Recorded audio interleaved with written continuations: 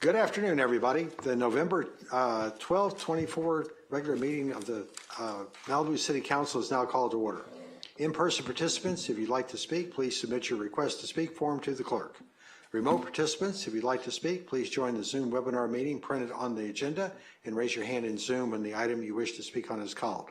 May we have a roll call? Councilmember Grisanti. Here. Councilmember Silverstein. Present. Councilmember Uri. Here. Mayor Pro Tem Riggins. Here. Mayor Stewart. Here. You have a quorum. Thank you. All right, do we have any speaker cards? We don't have any speaker slips and we don't have any participants or raised hands on Zoom. All right, closed. Public comments are therefore closed.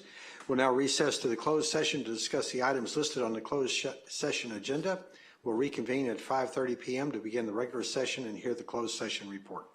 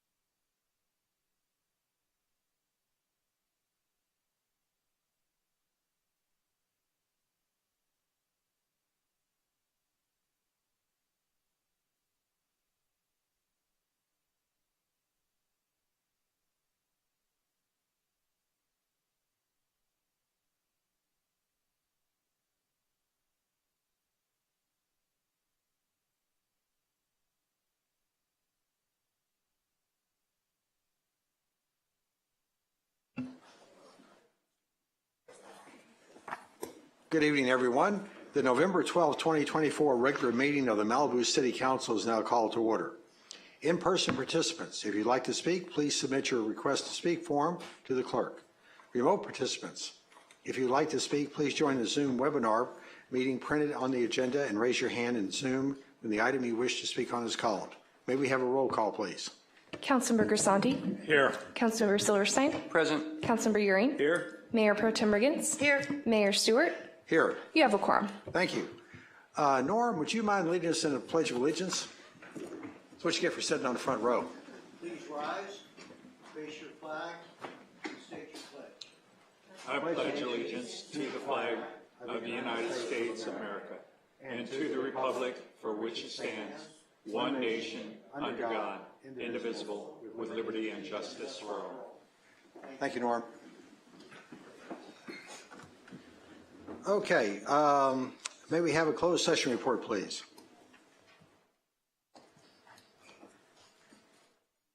Closed session report. Yes, at 4:30 p.m., the City Council met in open session, recessed to closed session for the items listed on the posted agenda. All 5 council members were present and no reportable action was taken. All right, thank you very much. All right, let's see, we need to move to a report on the agenda, please. The agenda for this meeting was properly posted on November 1st, 2024, with the amended agenda posted on November 8th, 2024. Thank you. May I have a motion to approve the agenda?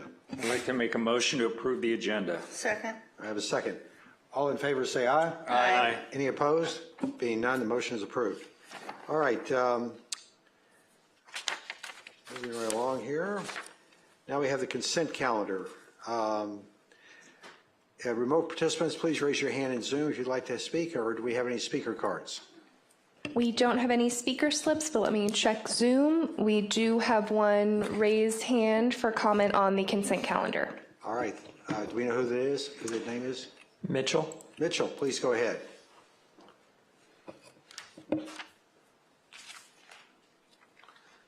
Mitchell, can you hear us? He's been asked to unmute.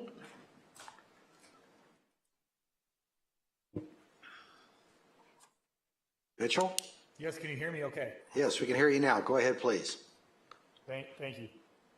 So, the city of Malibu was put on notice that major legal action has been taken against the city regarding the systematic abuse they doled out to former staff member Adrian Fernandez. They denied it for months. But This is the comment on the consent calendar. Was this for a particular item on the consent calendar, or this sounds like it's a comment on items not on the agenda? Yeah, this is public comment On items not on the agenda, or on an item on the agenda? for not. Okay, so this is not that time. That item will be called after 6:30 p.m. This is currently just public comment for the consent calendar and items on the consent calendar, and I don't see any raised hands for that topic. Okay. With that, let's move ahead then. Any council members like to pull any of the items for further discussion? I'd like to pull 1B5, please. 1B5. Anyone else? Being nothing else, can I get a motion to approve the consent calendar absent 1B5? I'll make a motion to approve the consent calendar. Second. I have a Absent motion 1B5. and a second. All in favor say aye. Aye. Any opposed? Being none, motion's approved. Let's bring up 1B5, please.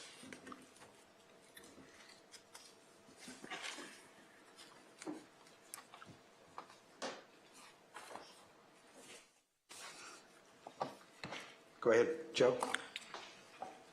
Mayor and Council, this item is an IRS requirement that we are bringing before you to have a pre-election of cash out. So staff are allowed to do vacation cash out and sick cash out. There's an IRS ruling that you have to pre-elect what you're going to cash out so that the time of the taxable event occurs in the year that it was accrued. So we are now bringing ourselves to be in line with the IRS requirements. Okay. So I think my questions were, how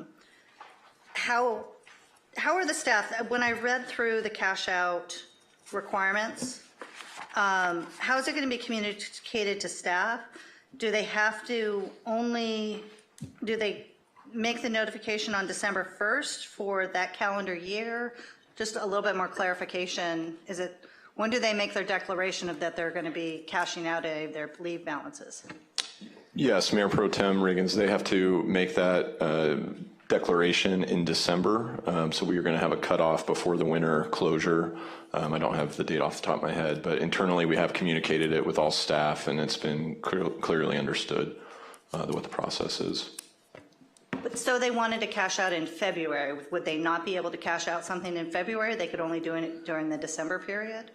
No, you are pre-electing in December what you are going to cash out in the subsequent calendar year, the IRS year. So in 2024, in December, you have to pre-elect what you are going to cash out in the taxable year of 2025.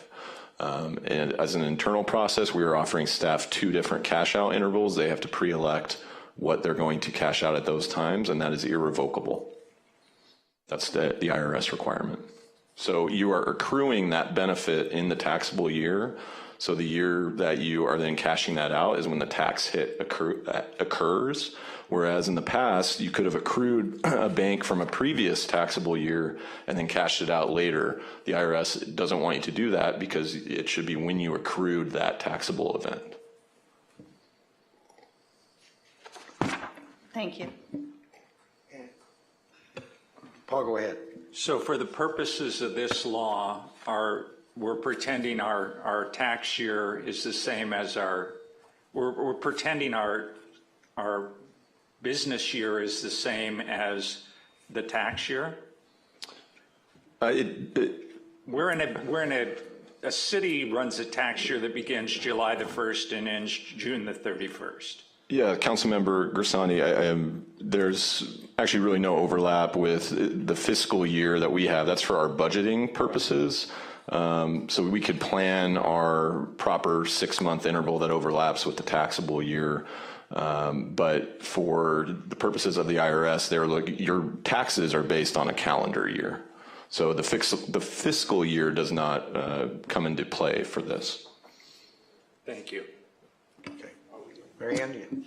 I just want to make sure I understand this, though. So on December 1st through the 31st or whenever the holiday recess occurs, the employee would make their election for the following year of what they're going to cash out of their vacation or sick leave balances. And it's irrevocable, so they choose that on June 1st, they're going to cash out 40 hours. What happens if that time comes and they don't have that 40 hours because they've used it for an unplanned vacation prior to that or something? Sure, they're not penalized for that. So if you end up using it for the purposes of what you accrued it for, sick time or vacation, you're not penalized if you made an irrevocable election and you don't have that bank left to use. But so at the time, I'm sorry. So you don't have to then use it if you don't have it. So, but it's only for the time you're accruing within that year. So any previous balances remain in an employee's bank that they can use for sick or vacation. It's only applying to the hours that you are earning in that taxable year. So it's only applying to the hours you're earning in 2025 or so on and so forth, subsequent calendar years. Okay. Just a quick clarification. They do, and I know in my prior corporate life, we used to do this, we called it selling back your vacation. And we made you have a minimum amount of vacation time. I believe it's 2 weeks for 80 hours, is that correct? Correct. We still have our policies that are still going to be in place. So those policies aren't changing. It's just how we approach it so that we're in compliance with the IRS rules. Okay. Any other discussion? May I have a motion to approve? I'll make a motion to approve it. Got a motion, do I have a second? Second. I have a second. Put it to a vote. All in favor say aye. Aye. Any opposed? Being none, motion passes. Okay, let's have Susan Duenas come up to the podium, please.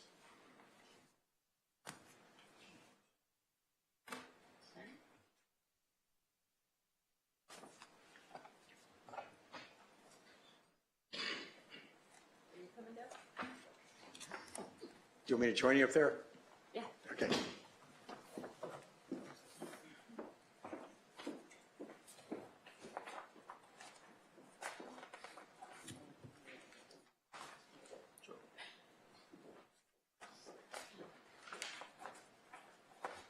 to call them up or you want me to? All right. We've got several people who are going to join us up here on the podium. I'll use her, call it tonight, or you want to do introductions? Luis, go ahead. Sure. Don't be shy. Good evening, everyone. We're introducing here our city's outreach team here on behalf of the people concerned. We have our group here joining us on stage. Why don't you introduce them? Go by the names there. Sure. We have Tiffany Stewart here with us tonight. We have Christopher Green, Zachary Coyle, Jimmy Gallardo, and William Alvarado Cabrera from, again, from the city's outreach team, the people concerned. All right. We want to thank you all for not just being here tonight, but all that you do for the city and the people that are homeless in our city. I often talk about the fact that Malibu can be proud of what we do, but it's really, we're proud of what you do. And I don't know how we do it without you. You guys are fantastic. You look at our head count for people that are homeless, and I've done the homeless count a couple of times, dark 30, and you're out there all the time, every day, and we really appreciate it. And because of that, we have a special recognition for you. It cannot begin to honor the work that you do. I think you get that every time you see a success story and every time you work with the people. So we thank you very much for it. I have a little script here I'd like to read, and I'm going to ask Susan or Luis. Where'd Luis go? I want you to hand them out their certificates, please. Whereas Zachary Coyle, Tiffany Stewart, Jimmy Geraldo, Christopher Green, and William Alvarado Cabrera from the people concerned comprise the City of Malibu's homeless outreach team, and whereas the outreach team works proactively to identify service opportunities for people experiencing homelessness in Malibu to ensure a successful transition into permanent or interim housing. And whereas the outreach team's efforts led to a continuing reduction of people experiencing homeless in Malibu by housing 22 individuals in 2021, 67 in 2022, 51 in 2023, and 48 so far in 2024. And whereas the outreach team has been successful in reducing the number of fires related to homeless encampments from 23 in 2021 to 4 in 2022 to 2 in 2023 and 5 in 2024. Whereas the outreach team has assisted city staff and the Los Angeles County Sheriff's Department in clearing 58 encampments in 2021, 41 in 2022, 29 in 2023, and 38 in 2024. Now therefore, be it resolved that the City of Malibu Council commends Zachary Coyle, Tiffany Stewart, Jimmy Geraldo, Christopher Green, and William Alvarado Cabrera for their excellence in homeless outreach service provision, which has resulted in the city's lowest greater Los Angeles homeless count numbers to date while increasing the safety of Malibu's community. Presented the 12th day of November 2024 on behalf of the Malibu City Council. Thank you very much. Do we have anyone who would like to step forward and say a few words? They're going to make you do it. They're going to make me do it, yeah. Go right ahead. Thank you so much. We're so delighted to work in this community. We've always felt very welcomed here. We have such a good partnership with the city staff, the sheriffs in the area, and the residents who really rallied for this team to start in the beginning, and then we really appreciate the city taking over and taking the lead on it. And we feel like we've made a really big difference in the lives of a lot of individuals as well as the community as a whole. So really appreciate your work. Thanks. Well, thank you. All right, time for a photo. Make sure you open up your presentation because you want to make sure it's seen in the picture. Got to make sure it's there too. Got to make sure it's there. Unlike my high school. They're holding it back. Exactly.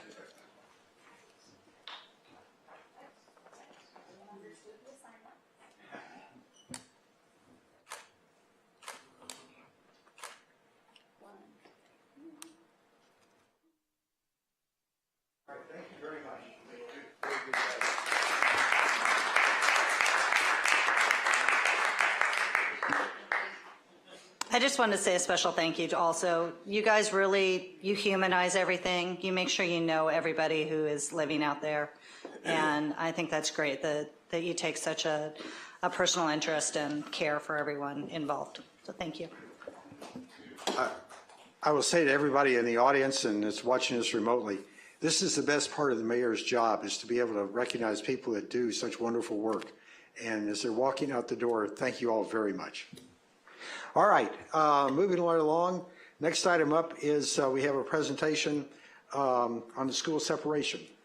I believe it's going to be Christina Woods. Thank you, Mayor.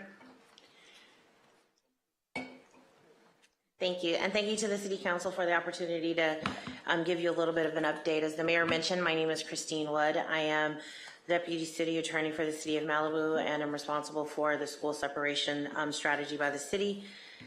And I want to provide a little bit of an update on our petition. Just to provide some context, if anyone's listening who doesn't have the full background, Malibu citizens have expressed a strong desire to separate from the Malibu area from the Santa Monica Malibu Unified School District. The city actually identified school separation as a priority in 2015 and have been actively, the city's been actively working to achieve separation ever since. In 2017, the city submitted a petition to the Los Angeles County Committee on School District Organization to request the desired separation. The county committee has tentatively approved the petition to move, and that allows it to move into the traditional petition process. And that process has actually been paused pending mediation with the district regarding specific separation terms, which I'll talk about in a moment. I did want to just revisit for a minute some of the reasons for separation. The Malibu City Council and the residents in Malibu feel that school separation is necessary and long overdue. With every year that passes, Malibu students continue to feel the effects of educational disparity within the current district. Even though Santa Monica students make up 88% of the current district enrollment, that demonstrates that Malibu students are far outnumbered. Their interests and concerns often take a backseat to the issues for Santa Monica school sites, and a combined district just doesn't at this point make sense. It isn't working, and both sides really have reached an agreement that separation is in the best interest of all students. You know, it's really not something you can argue. Both areas served by this district have experienced strong academic achievement over several years. And we've heard, though, from the community that the Malibu experience is actually quite different from the Santa Monica experience.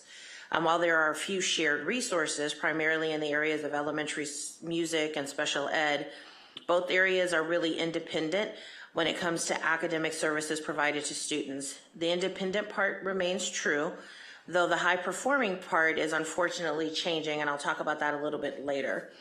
The distance between the two areas precludes students and employees from moving and serving Malibu schools to Santa Monica schools day to day. It's really hard sometimes even for teachers to participate in trainings because they have to travel from such a distance. The Malibu community wants its own board, a board that can explore the feasibility of some of the programs offered in Santa Monica, as well as the new programs that would meet the diverse needs of leaders in Malibu. Some of those programs that we've talked about and we've explored during a visioning process we undertook several years ago are additional world languages, an immersion program in one of the elementary schools, additional technology and arts pathways, additional reading specialist support, elementary music support, and additional support for English learners. These are really somewhat basic programs that are reasonable to expect. And Malibu community members feel that our students are often out of sight and out of mind. Finally, the Malibu schools are fully prepared to continue providing IEP required services to students with disabilities. That question has come up quite a bit, and there's no question about that. The Malibu Unified School District will provide the SPED services that are required. It's the right thing to do. It's the law, and we are ready to do it with the team that we've developed. I want to take you really quick to a look at some data that we've not looked at before, and I think it starts to show some of the disparity that's at issue. Comparing the two independent areas, both have been historically high performing, but let's just take a look at the high schools first. In terms of the English language arts, Malibu and Santa Monica students have performed relatively well with just 1% difference between the schools in 2019 and 2022.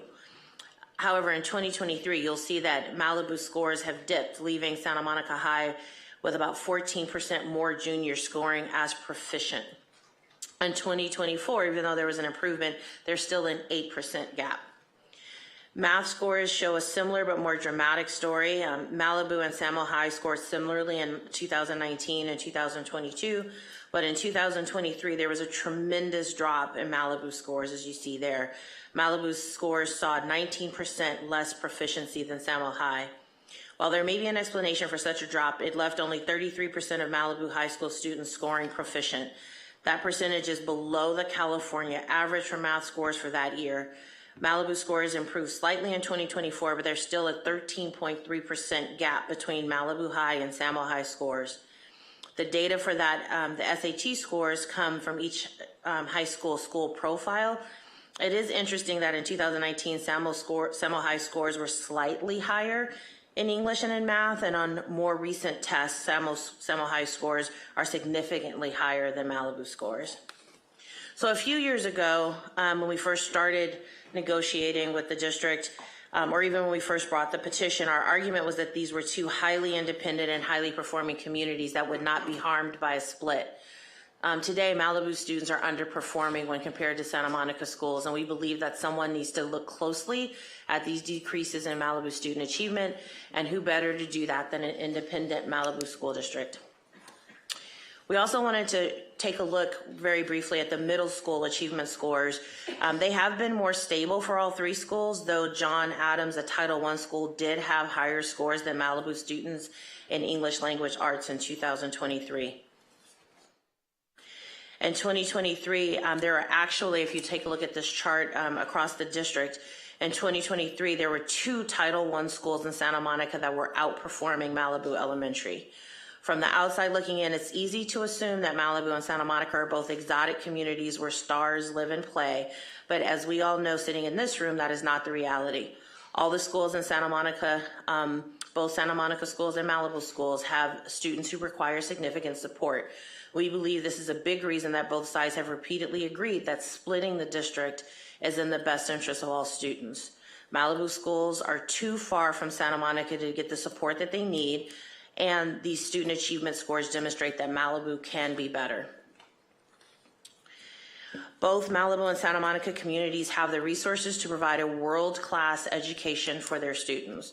With just 15% of the registered voters living in Malibu and with no voting areas, we feel that even with one board member from Malibu on the board, we feel that the focus is not on Malibu students. We heard comments from parents, and we think we'll continue to hear them throughout this public hearing process, that the district is just not in touch with the unique needs of the Malibu community. We firmly believe that a Malibu Unified School District would focus on what is and what is not working in the Malibu schools.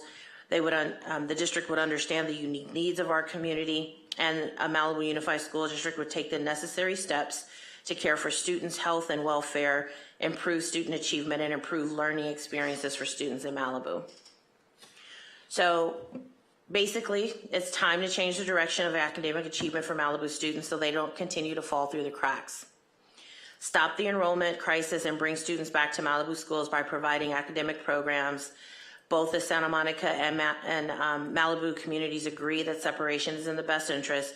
It simply makes sense that these two unique communities can better serve their own student populations independently with local control. So I'll return back to the unification process. As I mentioned, we had presented our petition as a city to the County Committee on School District Organization in 2017. The county committee tentatively approved our petition in 2022 and moved us into the traditional unification process. And then the petition was placed on hold, giving the parties time to mediate. So based on the changing landscape for Malibu students and other issues that could not be addressed with local control, the city participated in this mediation process in hopes of reaching an agreement with the district. This just gives you a little bit of an overview of the mediation process. We've been mediating since February 2022. We adopted a term sheet in November 2022 that basically created the framework for how we would separate and it agreed that there would be 3 agreements that would facilitate separation. We've negotiated those agreements. The agreements are finished, but the district has failed to present these agreements to their board for ratification. There is an unsettledness within the district that the city can neither explain nor address. Since the district refuses to work according to any set timeline, the city decided that it was in the best interest to return to the county committee and ask the county committee to rule on its 2017 petition. The process that the county committee will follow is laid out in the education code, and it requires that the committee host public hearings to hear from the community with regard to their interest in unification. We had one public hearing last Friday night in Santa Monica. Yes, the Friday night before holiday weekend, we were at a public hearing, but it was very well attended. And there will be a second and last public hearing tomorrow at Malibu High School. Everyone from the Malibu community is encouraged to attend and let the county committee know that this is an important issue to Malibu residents and families. After tomorrow's public hearing, the county committee will have 120 days to hold a vote on the city's petition. We will update the community when we believe the county committee is planning to take that vote. Before I close, I just want to remind everyone listening, even after the county committee votes on the city's petition, there will still be a significant amount of time that may pass before Malibu has an independent school district. The county committee's vote is but a recommendation to the State Board of Education. That State Board of Ed must consider the city's petition for unification, and they currently have about a 3-year wait time for petitions to be heard. So while these are positive steps in the right direction, we still have quite a path ahead of us. That concludes my presentation unless there's questions. Okay, thank you very much, Christina. Does anybody have any questions or comments from the dais?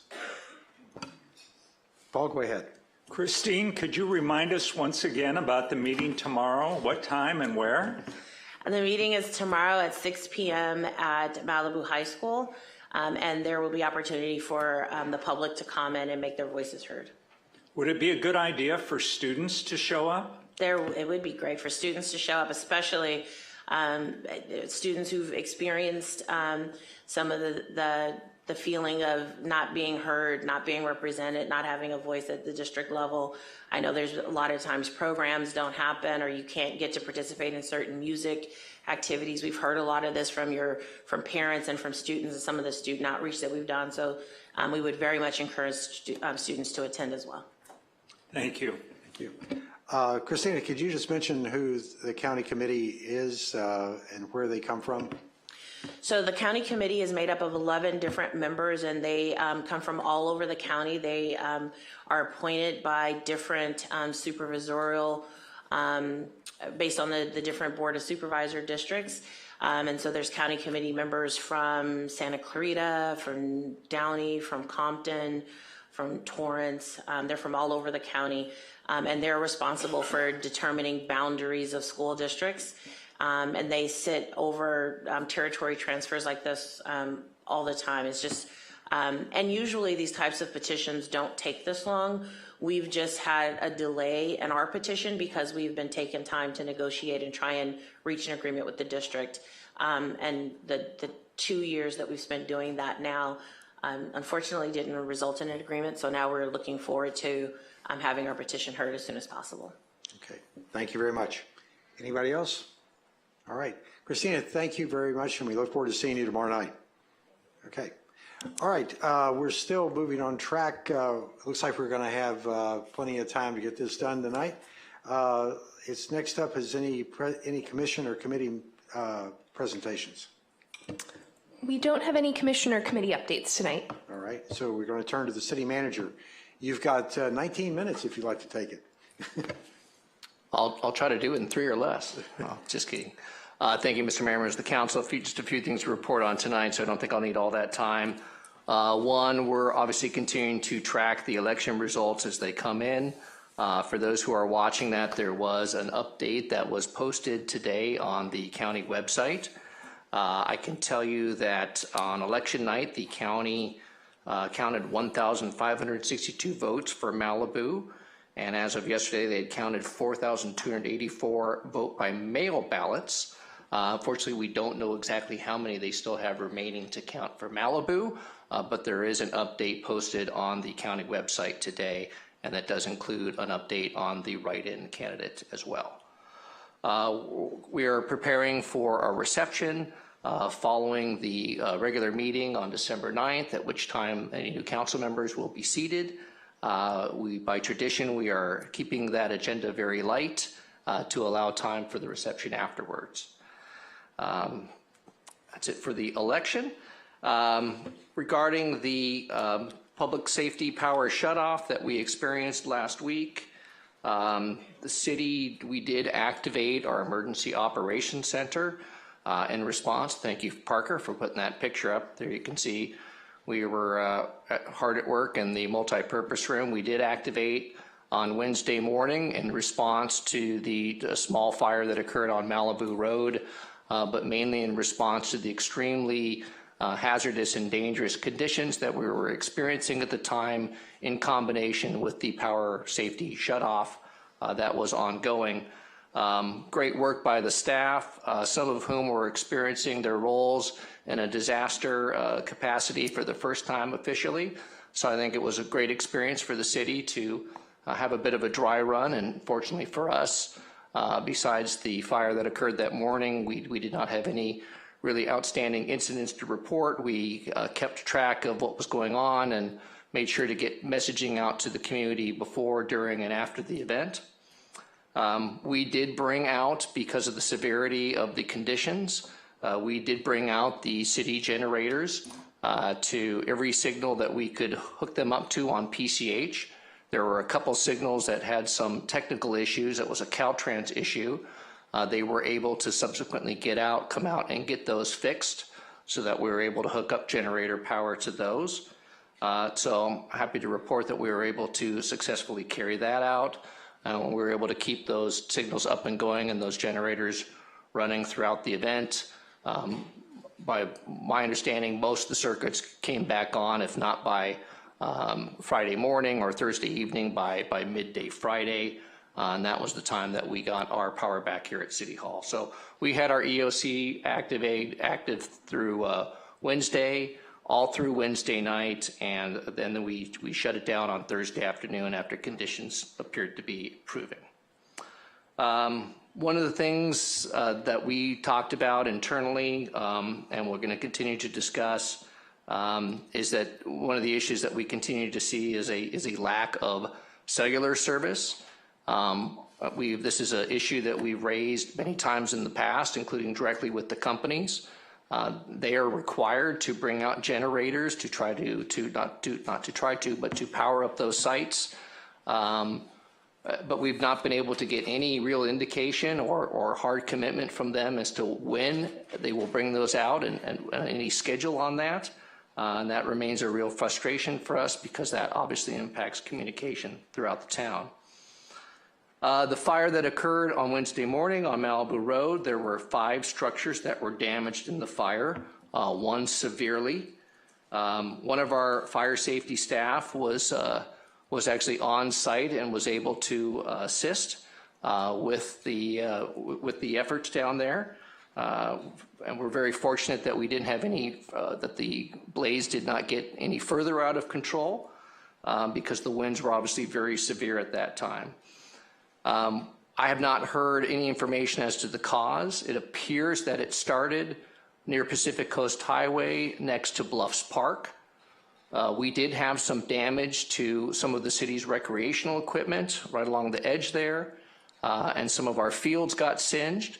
Fortunately, the Michael Landon Center, which is well constructed to survive a wildfire, we did not have any reports of damage to the facility. However, we are cleaning it out and making sure, because of smoke, we're getting that cleaned up, and so that will remain closed until we can ensure that that is ready for the public. I did survey the site last week where the homes were damaged, and I did meet with some of the affected residents there and assured them that the city is here to help them with their recovery and their rebuild process. And I know that they're getting assistance from building and safety staff as well. A lot of lessons learned, and we're going to be doing a follow-up this week with the staff, and we'll share any results of that out with the council as well. I think that's it for the public safety power shutoff for now. Also last week, on Friday, the staff met with Supervisor Horvath and Caltrans officials at the Supervisor's Hollywood office to discuss coordination on the Pacific Coast Highway improvements and safety. Appreciate the request from the supervisor, and it was a good meeting. We were able to outline a number of areas that we're working together with Caltrans, and of course, the supervisor expressed her support for all that she can do. And of course, we will keep her apprised of all the efforts and everything that we need to do. And just a very good meeting, and I think it provided a little bit of clarity. We'll be coming back to council in the next month or so as we have a little bit more information from Caltrans on Pacific Coast Highway, so watch for that to come soon. I just wanted to note for council that we are waiting to hear approval from the state HCD on our draft housing element. They did ask for a little bit more time for their review. It's not causing any concern on our part. We haven't received any questions or issues. Our summation is that they're just a little behind and they just need a little additional time. So I'll keep you apprised as that moves forward. Also just wanted to note that the king tides are coming up, very, very high and very, very low tides will be coming up November 5th through the 17th, and then again December 13th through the 15th. So those who are on the coast, take note of that. And then also wanted to thank the folks at Pepperdine University. I was invited to serve as their city manager in residence last week. Fortunately, it was Monday before all the fun began. So I had a nice opportunity to meet with some of the graduate students there, explain to them what a city manager does. And it was a nice opportunity, nice event to hear from them, and just wanted to thank the folks at Pepperdine for the invitation and the experience. That is it for my report. Be happy to answer any questions. Okay. Anyone on the dais have any questions or comments? Mary Ann, please. Just a follow-up on the generators you were mentioning. Is that the cell phone providers are responsible for the generator deployment, or? Thank you, Mayor Pro Tem. Excellent question. I'm sorry to make that clear. So what the city, we have an agreement, the city has an agreement to provide generators to power the Caltrans signals on Pacific Coast Highway through the city. So we're able to do that. The cell companies are required to provide backup generator power to their main cell sites. That is a cell company responsibility. Okay. I don't know if this is the appropriate time, if you want to wait until the strategic work plan, or? Let's wait till the work plan or any comments we have. If you're gonna, Okay, yeah. that's fine. Thank you. All right. One quick, Mayor. Go ahead. The city has an agreement with Caltrans to do the lights. Who's responsible to keep them, the stoplights and the traffic signals are running? The city or Caltrans? The responsibility for those traffic signals and lights outside of it's Caltrans, 365 days a year. The city does have an agreement where we can hook up our generators to their traffic signals in the event of a PSPS or an emergency. But other than that, the operation, care, maintenance of those signals is the responsibility of Caltrans. So they give us access to do their job? Correct. Gotcha. Thank you. Yeah. All right. Anybody else? I'll make just a quick comment. I saw a posting on Nextdoor. Someone was thinking that we had a generator in previous times at City Hall for the cell towers. That was actually what's called a cellular on wheels, or a COWS, and it was a Verizon trailer that was never really deployed, if I remember correctly, and it has not come back. There's only a few of those anywhere in the state, and they're very rare to have on site. The other thing is the City Hall was on generator, and how'd that work out, by the way? Excellent question. Thank you, Mayor. It worked flawlessly. We were operating under the generator power here from the beginning of the PS until about midday Friday when we kicked back over to regular power. We drained about half of the tank, and so we still had plenty of capacity, and everything worked according to plan. Happy to report. Very good. All right. If there's nothing else, I think we're about 10 minutes early before public comments. Kelsey, is that correct? Yes, you cannot continue the agenda and hear public comments until 6:30 PM. All right.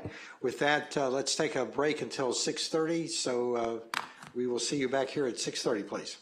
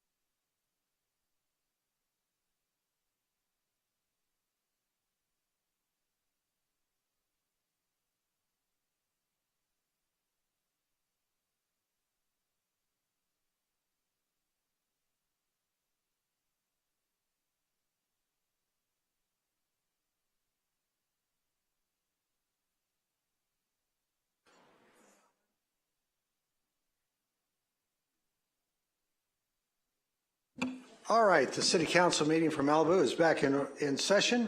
It's time for public comments at 6:30. We have a message I'd like to read every time we do this now. The city attorney and I recently discussed concerns raised about public comments, both on the items not on the agenda as well as specific items. We're well aware that all speakers have their First Amendment rights that we all agree need to be protected and preserved. While we may not agree with and may even be offended by their comments, they have a free speech right to make those comments. We do have the opportunity to cut short comments that are not relevant to the agenda item that is being discussed. For public comments not on the agenda, usually item number 4, comments on this section need to relate to matters within the city's subject matter jurisdiction. Even though we don't have a busy agenda tonight, if speakers persist in speaking on topics beyond what is called for by the agenda item after they've been warned, their time may be cut short. All right, with that, we've got 2 slips. This is it. All right. First one up is Ranger Tim.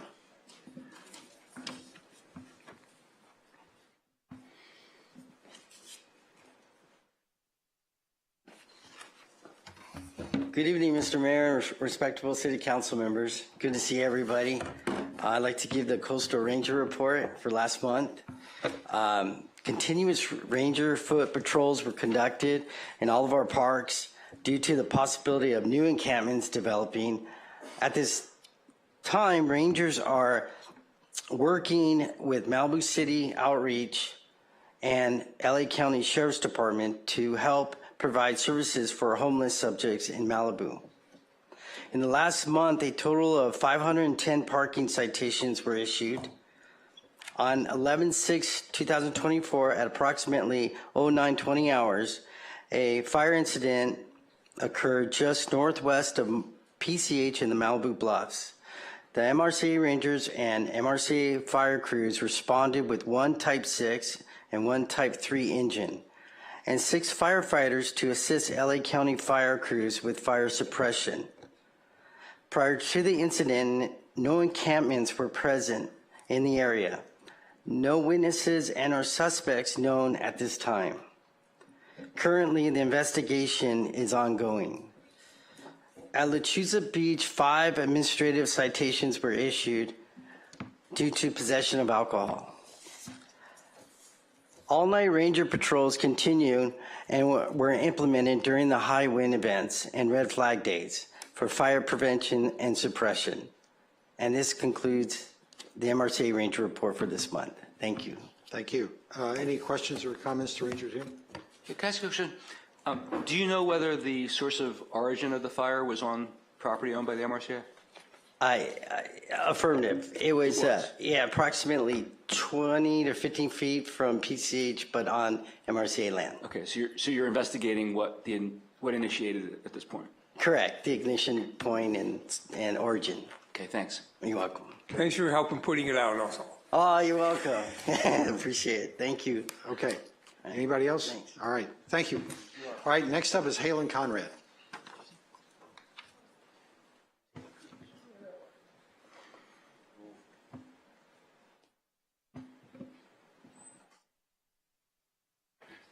Hi, City Council, Mayor, staff. It's been 6 years since Woolsey Fire now. We just had our anniversary. And what has SCE done to durably improve the city's power situation? The risks from the high winds are staying from now until the end of time. The winds aren't going anywhere. We know this. They're predictably here every fall. So what are we going to do? We could demand to see a survey of the number of days that SCE turns off Malibu electricity versus other cities in comparable areas and what is spent financially to improve Malibu's electricity situation. We could compare the amount of money that they've invested here. We could hire experts. We could have committees of residents. It doesn't cost SCE anything to turn off our electricity, and they have everything to gain. There is no incentive for them except to make us live in dangerous and inconvenient conditions on their dime. This is dangerous. It's dangerous for the people who cannot communicate. They've lost cell phone connections, telephone communications. We're shutting down the schools from Wednesday to Friday. That's just not an answer. How does the high school not have a generator? We know these winds are coming. I met a new mother on Thursday who just moved here, and she was nursing her newborn in pavilions while charging her breast pump and making orders for our online retail. And pavilions look like LAX with residents fighting over outlets so that they can run their businesses. We have to find ways to improve the efficiency of many of the city's processes and do it without letting down our guard. So what are the durable solutions that they're proposing by turning off our electricity? This is not sustainable. To just shut off our power and any winds, leaving us in dire straits with PCH, the lights flashing and the cars going through the lights without any, traffic control is absolutely shameful. I'd like to hear what you guys have planned for us. Thank you. Thank you. Okay, that's all the speaker slips we have. How about anyone on Zoom? There's 2 raised hands. First is Bill Sampson. Bill, go ahead, please. Okay, I tried to call Southern California Edison while we were out of power. Maybe I'm a dinosaur. I've been accused of that, but I tried. Yeah, I didn't have internet service here. I didn't have my landline phone working. I do own a cell phone. I tried to use it as a cell phone. My wife and I each spent a half an hour or more talking to an automaton who eventually hung up on us. A neighbor suggested a way to get their attention was to punch a button and tell them that a power line was down at our house. Well, that would be fraud, I guess, I don't know. But there wasn't one, so we didn't do that. And we never could find out what their plans were to turn it back on. Meanwhile, our food was rotting in the refrigerator. I'm sure that happened to many of you. I don't have a generator. I don't want to store fuel here. I don't want to burn all the natural gas. And I really can't afford it. I'm sure that there's a couple other people here like that, but I don't know. So that is one thing. Next, on a much happier note, we've talked a lot, I guess, about civility. 2 of the incumbents were treated with remarkable uncivility when they took office in 2020. They rose above it. They exhibited character and integrity and fealty to our laws scrupulously for the last 4 years. They were reelected. They were civil, even with the people with whom they disagreed. They may be hard-nosed in the case of Bruce, but guess what? We liked him. We gave him enough votes the first time around to make him the mayor first time, and those with less character and less integrity chose not to make him the mayor and played games with us. We're going to be civil again. A whole batch of mayors endorsed somebody of considerably less character. Bruce, great job. You deserve it. You got the most votes. You stood up for us. You obeyed the law. You stuck to it. Sometimes I know you disagreed with it. I know you disagreed with me about more than one thing. Steve, same thing. I remember talking with you and Ozzy years and years and years ago. Ozzy tried to talk me into running. He couldn't do it. I tried it and failed it a couple of years ago. Steve, you did it. You represent us and the citizens. The 2 people exhibiting character and integrity were reelected. Congratulations to both of you. Thank you again for your service. Mitchell. Thank you. Who's next? Mitchell.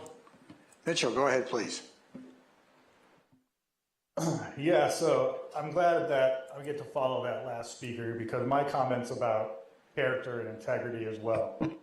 So like I was trying to say earlier, the city of Malibu was put on notice that major legal action has been taken against the city regarding the systematic abuse that they doled out to former staff member Adrian Fernandez. They went and denied it for months, but guess what? The election is over, so now you're going to have to deal with this. Several council members with histories of treating staff members, council people, and pretty much everyone else like garbage were named personally. The city's insurance carrier warned that they would not be covering the cost of complaints like this. That could cost the city tens of millions of dollars. The city manager is named, as are 50 unnamed co-conspirators. Mazza, Drummond, Kirk Cam, Mary Stanley, Pat Healy, and other MTC members are on that list. Adrian's going to name names. The discovery process is going to be brutal. Public emails, personal emails, phone records, affidavits, statements. Guys, the gig is up. This is what happens when you believe Joe and John and Bruce and Steve, that everyone is a developer, and decide hurting people or cheering for those that do is okay. It's not. And all of you are going to have to answer for it. Oh, and Steve, to answer your question of what you did wrong, one thing is that you called Adrian before a hearing and said you were going to make an example out of him because you disagreed with his assessment. And then you followed through. Character and integrity, right? That's a threat. What are you doing calling planners and threatening them? It is terrible positioning you have done, and the position you have now put Malibu in. Taxpayers are tired of paying because some of you can't seem to act like adults. A guy who worked for us, and they decided to try and destroy his life when he didn't agree with them. All MTC members should be ashamed, and they better be on the phone with their lawyers. Okay, thank you very much. All right, any other hands? There's two more. Paul Silvestre. All right, Paul, go ahead, please. Yeah, I want to talk about how Steve Euring lied to us. He said the Malibu Township Council never sued over Trancas Park. The issue was covered more than 3 times in the Malibu Times in 2009. The Malibu Township Council sued the city to stop kids from playing league games in the park. If you don't believe me, just Google MTC and Trancas, or MTC and Euring, or MTC and lawsuit. It's all right there. Yet 2 weeks ago, we sat here for hours and hours listening to parents begging the city for more places for their kids to play. We brought our kids. We took them away from homework, from dinner, from friends, only to hear Steve Euring shine us on about how much he cares and how we'll get this done because it's so important to him. Newsflash, he doesn't care. This is the guy who ripped sports away from our kids at this 7-acre park. He told people at the last candidates forum that there was no lawsuit. Oh yeah? Who do you believe? Steve Euring or the Malibu Times, which actually quotes Steve Euring? Steve Euring got reelected to another 4-year term on the city council because he delivers for his funders and people that don't care about kids. Let's see if he cares. Steve, will you ask your organization, the Malibu Township Council, to drop the deed restrictions and let our kids play?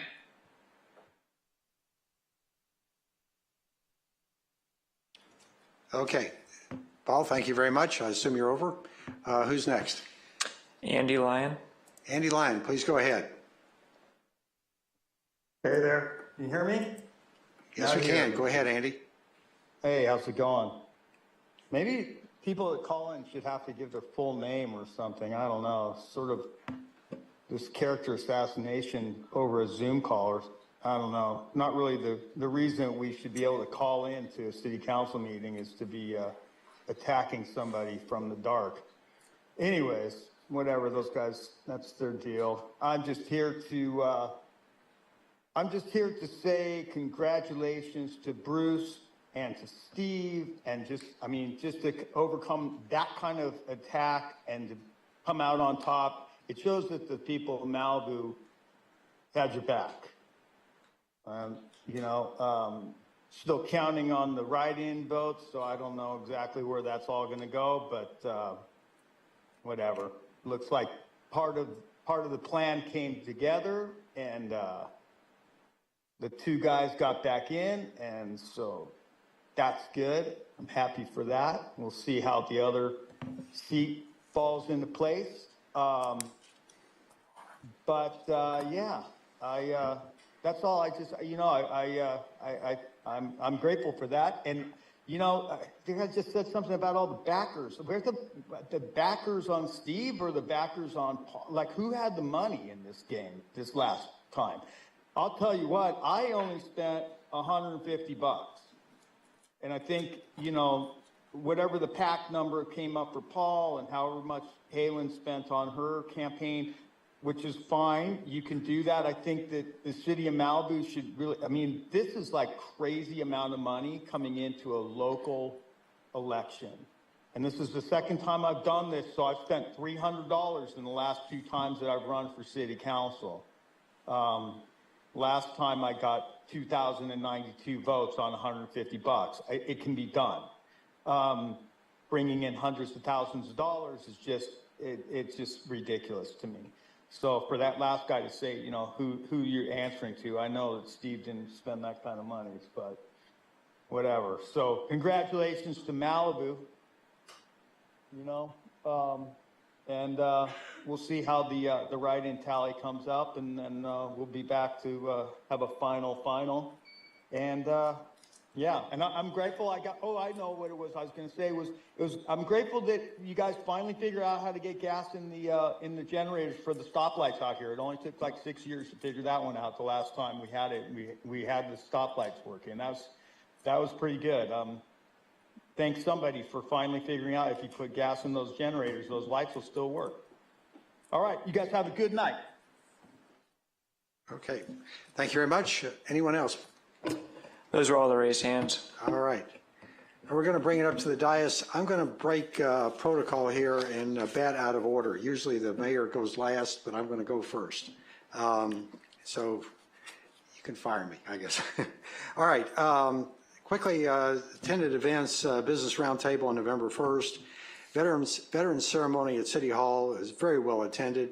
Very proud the city was a sponsor along with Pepperdine, the Board of Realtors, and the Navy League. And a special thanks to Annie Demijorin, who was so skillfully put this together, I think, for 25 times in a row. And to Pat Boone, who was a keynote speaker. And I was very surprised. He said this is the first time he'd ever done it here at Malibu. And he was very impressed. Last week's wind event and a broad fire were excellent tests of our public safety and emergency preparations. We were extremely fortunate not to have a repeat of the Woolsey fire, which was potentially possible. As the fire chief said, these are the same conditions as the Thomas fire and the Woolsey fire, and we got through it. We weren't as lucky, we were more lucky than our neighbors in Ventura, and we did have the broad fire, but thankfully it was no worse than it was. We're very, very sorry for the people that lost their homes and had damaged homes. I was in the EOC twice last week, and owe a sincere thank you to the city staff who dropped everything to assume their post in the EOC. It's easy to forget that this is a 24-hour operation with our city staff on duty all night if a disaster had struck. We learned our lessons since Woolsey, and we had the benefit of both City Manager McClary, who's been through the Thomas fire, and Public Safety Director Duenas, sorry Susan, who's a veteran of Woolsey fire. We also had our city fire liaisons, who are retired fire service leaders at captain and chief levels, who are in the EOC and have worked tirelessly to be accretive to our readiness. Mary Ann and I, as Mayor Pro Tem and Mayor, we had a briefing on readiness with Steve McClary on Tuesday.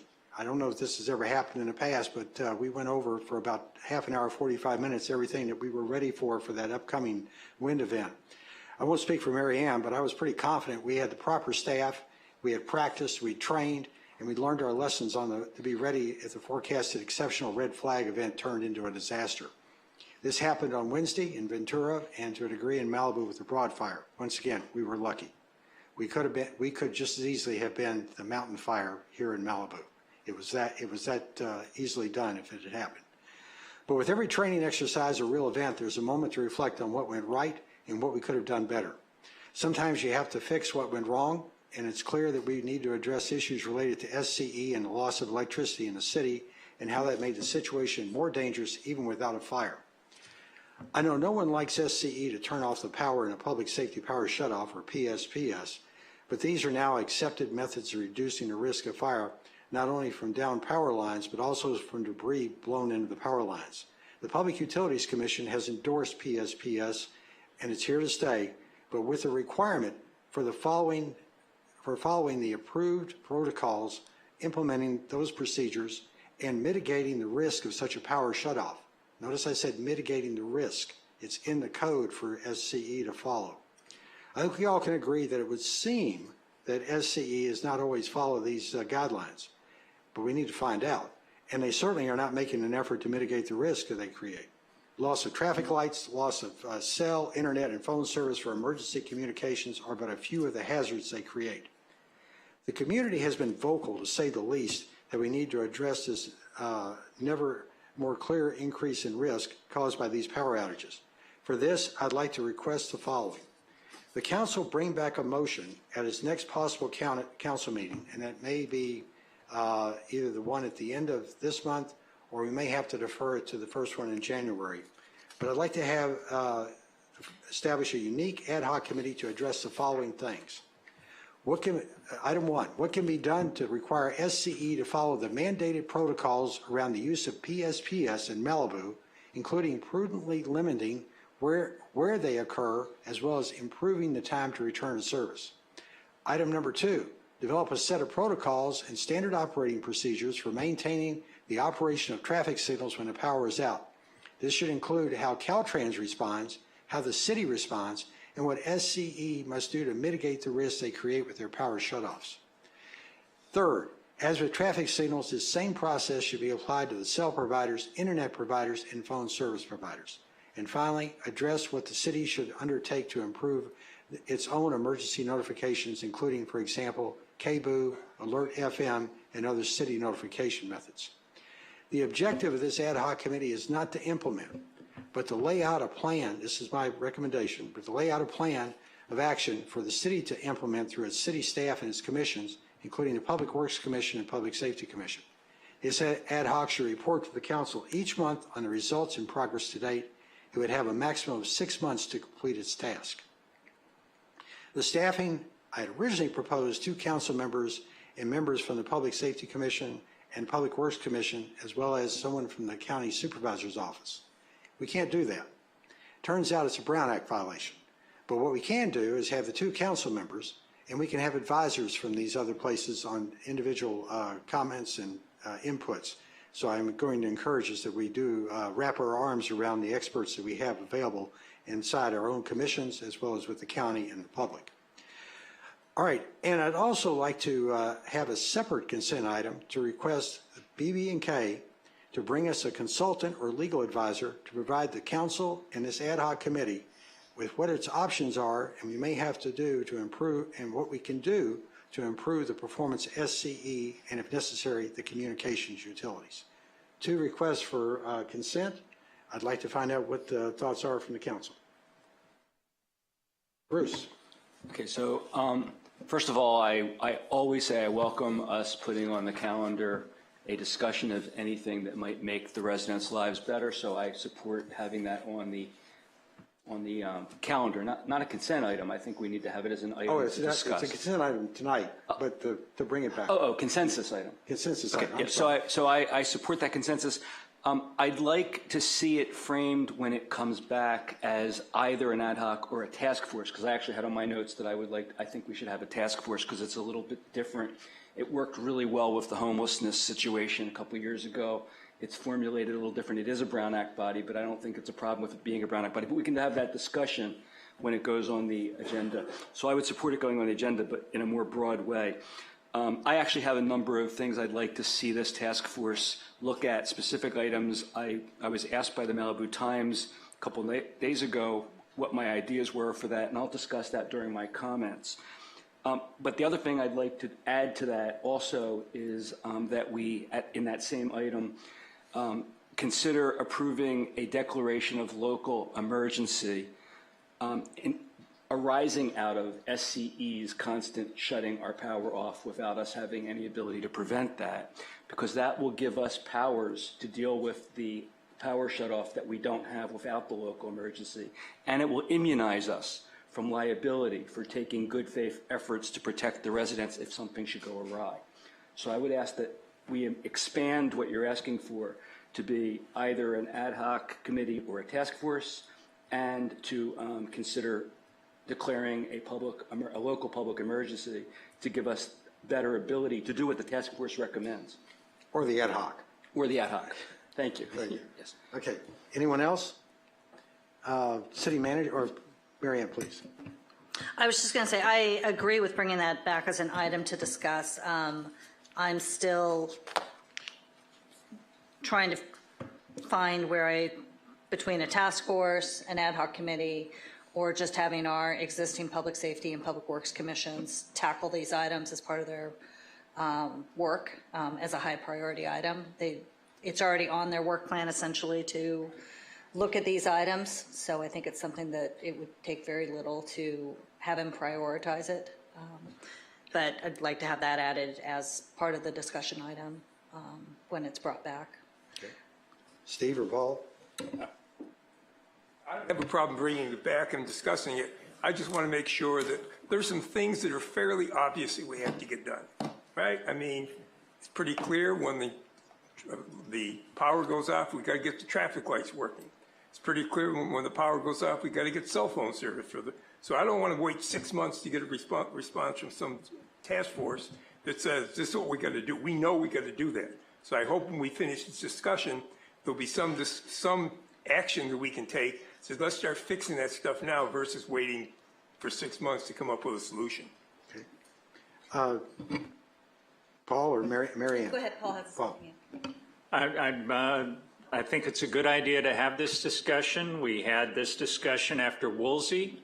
We should have this discussion again. I think that one of the things that we should look into, there were a couple of markets that had put in their own backup power, which made them an oasis in the community. And I think that we ought to be looking also at figuring out a way to monetarily assist the gas stations and the markets so that food doesn't go bad and so that you can get a tank of gas if we end up having to evacuate.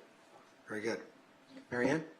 Well, I mean, I talked to members in the community about this, and specifically my own commissioners, and, the thoughts that our schools are supposed to be evacuation sites. And I know Starlink has a variety of products that can be deployed in certain emergency situations. So I don't know if that's something that should be brought back as part of that, if that's something that's just discussed through this committee. But establishing sites throughout the community that are kind of islands established already where people can charge, but they can also get internet service because of the availability of a Starlink or some other mechanism that has internet as part of that. I think Bruce has something to add. Okay, I'll just make one quick comment. This is also one of the issues that we have is about distributing the information about what we have. The CERT emergency sites do have that capability and Wi-Fi capability when they're deployed. So it's a HughesNet instead of Starlink. So it sounds to me like we probably have a consensus to have an omnibus item that, the headline is how to deal with the PSPSs, and that the report can include some very specific alternatives such as an ad hoc, a task force, public safety commission, and maybe through further discussion we'll evolve some possible proposals as to what kinds of things might be considered. Okay. Yeah, and I think this comment I made about having an expert who knows about SCE would be critical as we start formulating this. And I agree with Councilmember Euring. A sense of urgency needs to be here. As Paul mentioned, we were here before in 2018 or 2019. Well, we're back again, and for all the improvements we made in public safety with our Emergency Operations Center and the staffing and everything else, I think it's time to go just to the next level up. There may be some things we can do immediately, and then there'll be other things that we'll have to consider for long term. Yeah. City Manager, do you have any comment about how we ought to structure this? No, I think this has been helpful in terms of the direction. I think Councilmember Soderstrom make a good point. We can lay out some options in the report, and including various paths that the council could take and directions that it could give the staff going forward. So I think we could incorporate all that into a staff report and lay out some menu options for council. That makes sense to me. Okay. Steve, go ahead. Yeah, I just want to suggest, I mean, I listened to what we're saying, and what we're doing, we're going out after the symptoms of what the PSPS delivers, right? I mean, so the problem is Southern California is shutting off the electricity. Now, there's SB 884 said they're supposed to start undergrounding this stuff, all right? I don't know where the heck they stand in that process. During the power cutoff, I was talking to some folks at Southern California and trying to figure out what the heck's going on. And I agree with what somebody else said. In some cases, it's like talking to Bugs Bunny. You can't really figure out what the hell they're doing, all right? But what I found out was, I mean, there was no wind in Malibu, but the power was still cut off because there was wind back someplace in the canyon, and they were afraid of what the impact.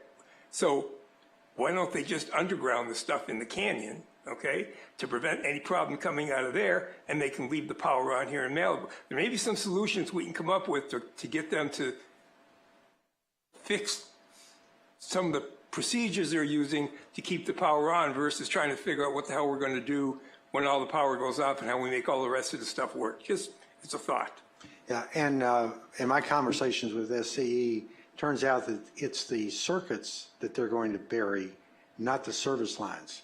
That's what the Senate bill requires them to do. So we're still going to have overhead lines, and there's still going to be service out in the open. All I'm saying is, if there's a problem in the canyons, fix it in the canyons, and don't make me pay for that penalty back here. I fully understand.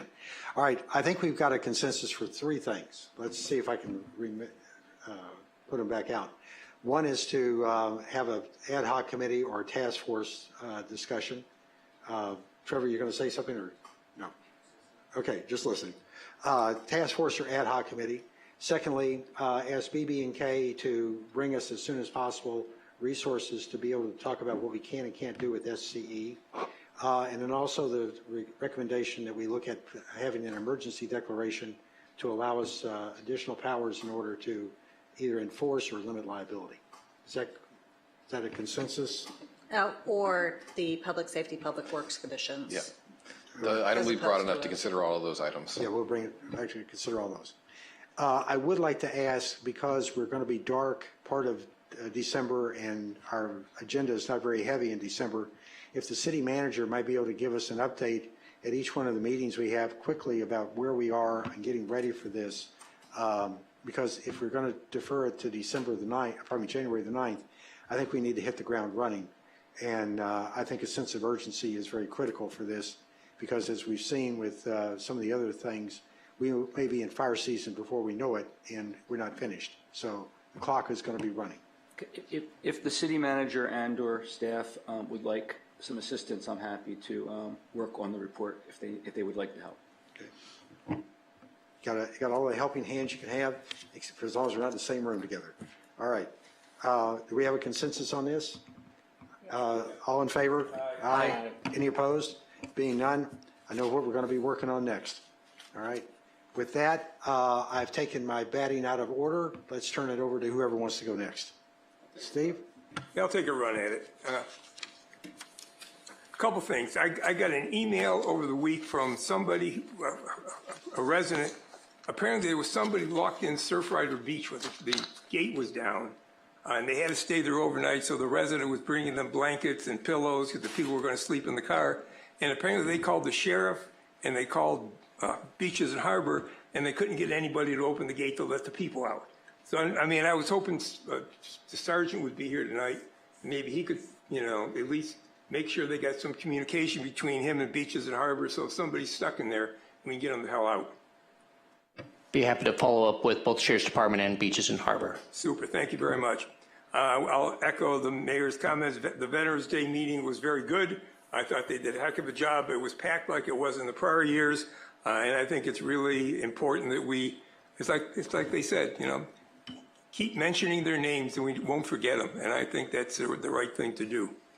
I got another email this week from the Seawolves, and apparently they have put together a draft compromise agreement they'd like to submit to somebody in terms of whether they can figure out how to work with the Marlins. So I'm suggesting they send that to maybe Parks and Rec, and maybe I'll see if I can get that to go to Brinkman over on the Marlin side, and at least take a look at it. It may be good, may be bad. I can't tell you. I'm not smart enough to figure that out, but at least they're trying. The fire that took place over in Bluffs Parks, I could see that from my house. And I want to thank the firefighters and they jumped on that thing lickety-split. I mean, they really did a super job. We had at least 3 helicopters and God knows how much other stuff was going on over there to put it out. And they really did. I mean, the wind was blowing really hard. And I think they did a magnificent job of protecting the residents and the houses. I know we lost a couple got singed. But boy, it could have been a lot worse if they had not done the job they did. So I want to give them all the credit in the world for having done that.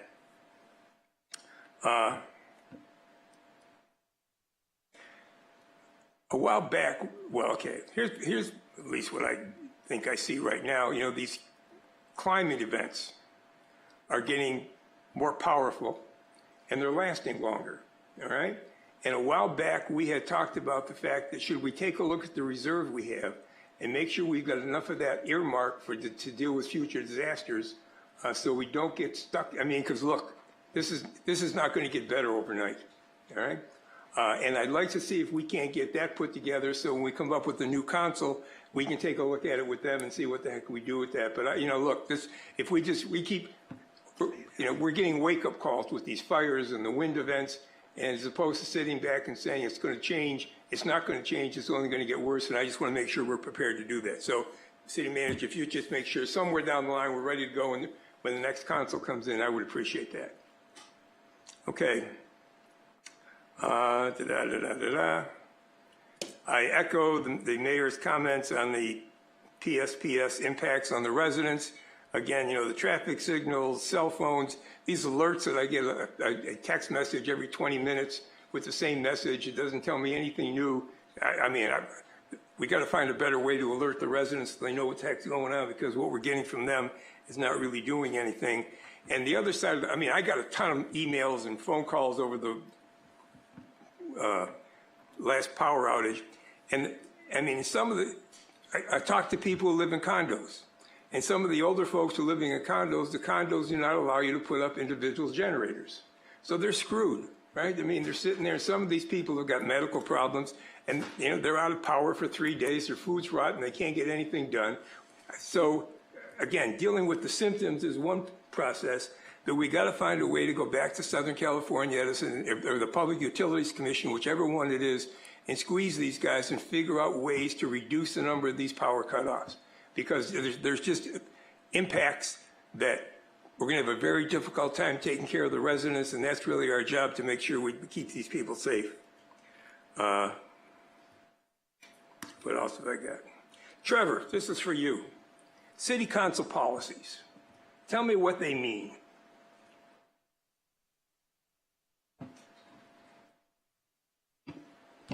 They're generally policies put down by the city council to give guidance. Okay, who's supposed to, are we supposed to follow them? Yes. Can we change them? Yes. Who can change them? City council. Anybody else?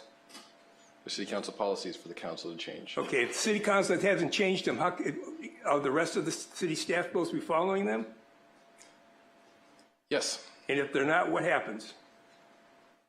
Depends on what the policy is and what the issue is.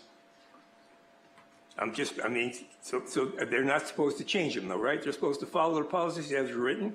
And the reason I'm asking this, I've asked you this question like for 3 months and asked you to give me something in writing, to refuse to do that. And I got a bunch of calls over the week. There are other people now getting impacted by this stuff, all right? And we better be clear in terms of what the heck we're doing, because what we're doing, we're causing a lot of problems for people. And we know what the words say, but we know the city is not following those policies. So how do we get them to do that, Trevor? If you'd like to bring an item on the agenda to discuss. Why do I have to bring an item on the agenda? Why isn't your responsibility to make sure we're following the policies? Paul, I'm not done. The city staff does its best to follow the policies put down by the council. And if they don't, what happens? Depends, like I said, depends on what the policy is and what the issue is. Cool. I'm going to schedule a meeting, maybe you, me, the city manager, and code enforcement. Let's decide and make sure we understand what that is, all right? Is that Sure. okay with you? Can you be more specific as to what policies you're talking about? Yeah, there's the policy number 43, which is the policy dealing with code enforcement. What's supposed to happen if the code enforcement if there's a problem, all right? And the policy says there's supposed to be a complaint submitted on a document, and the document's supposed to have language in there that confirms that the complaint is not confidential, right? It's supposed to be available for people, and it's supposed to say that on the report. They're not doing that, all right? They're not doing that. I've got a complaint somebody put against my house, all right?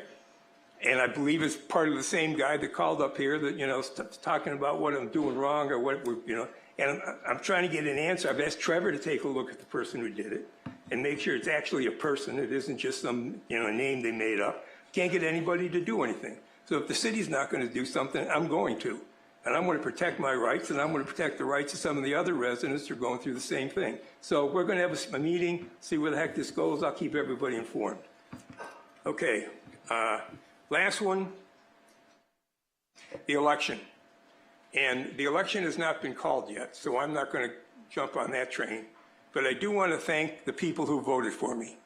I got a lot more votes than I thought I was going to get, and I do appreciate that. And I will do the best I can to make sure I do something to endorse the commitment you made by voting for me. I will do what I can to make sure that I'm doing the things that make the city better for you and for everybody else. So thank you very much. Mayor, back to you. Okay. By the way, I believe the A&F committee already has on the upcoming agenda about the reserve accounts. And I will pass along something as a sailor. The universal key to all locks is called a bolt cutter.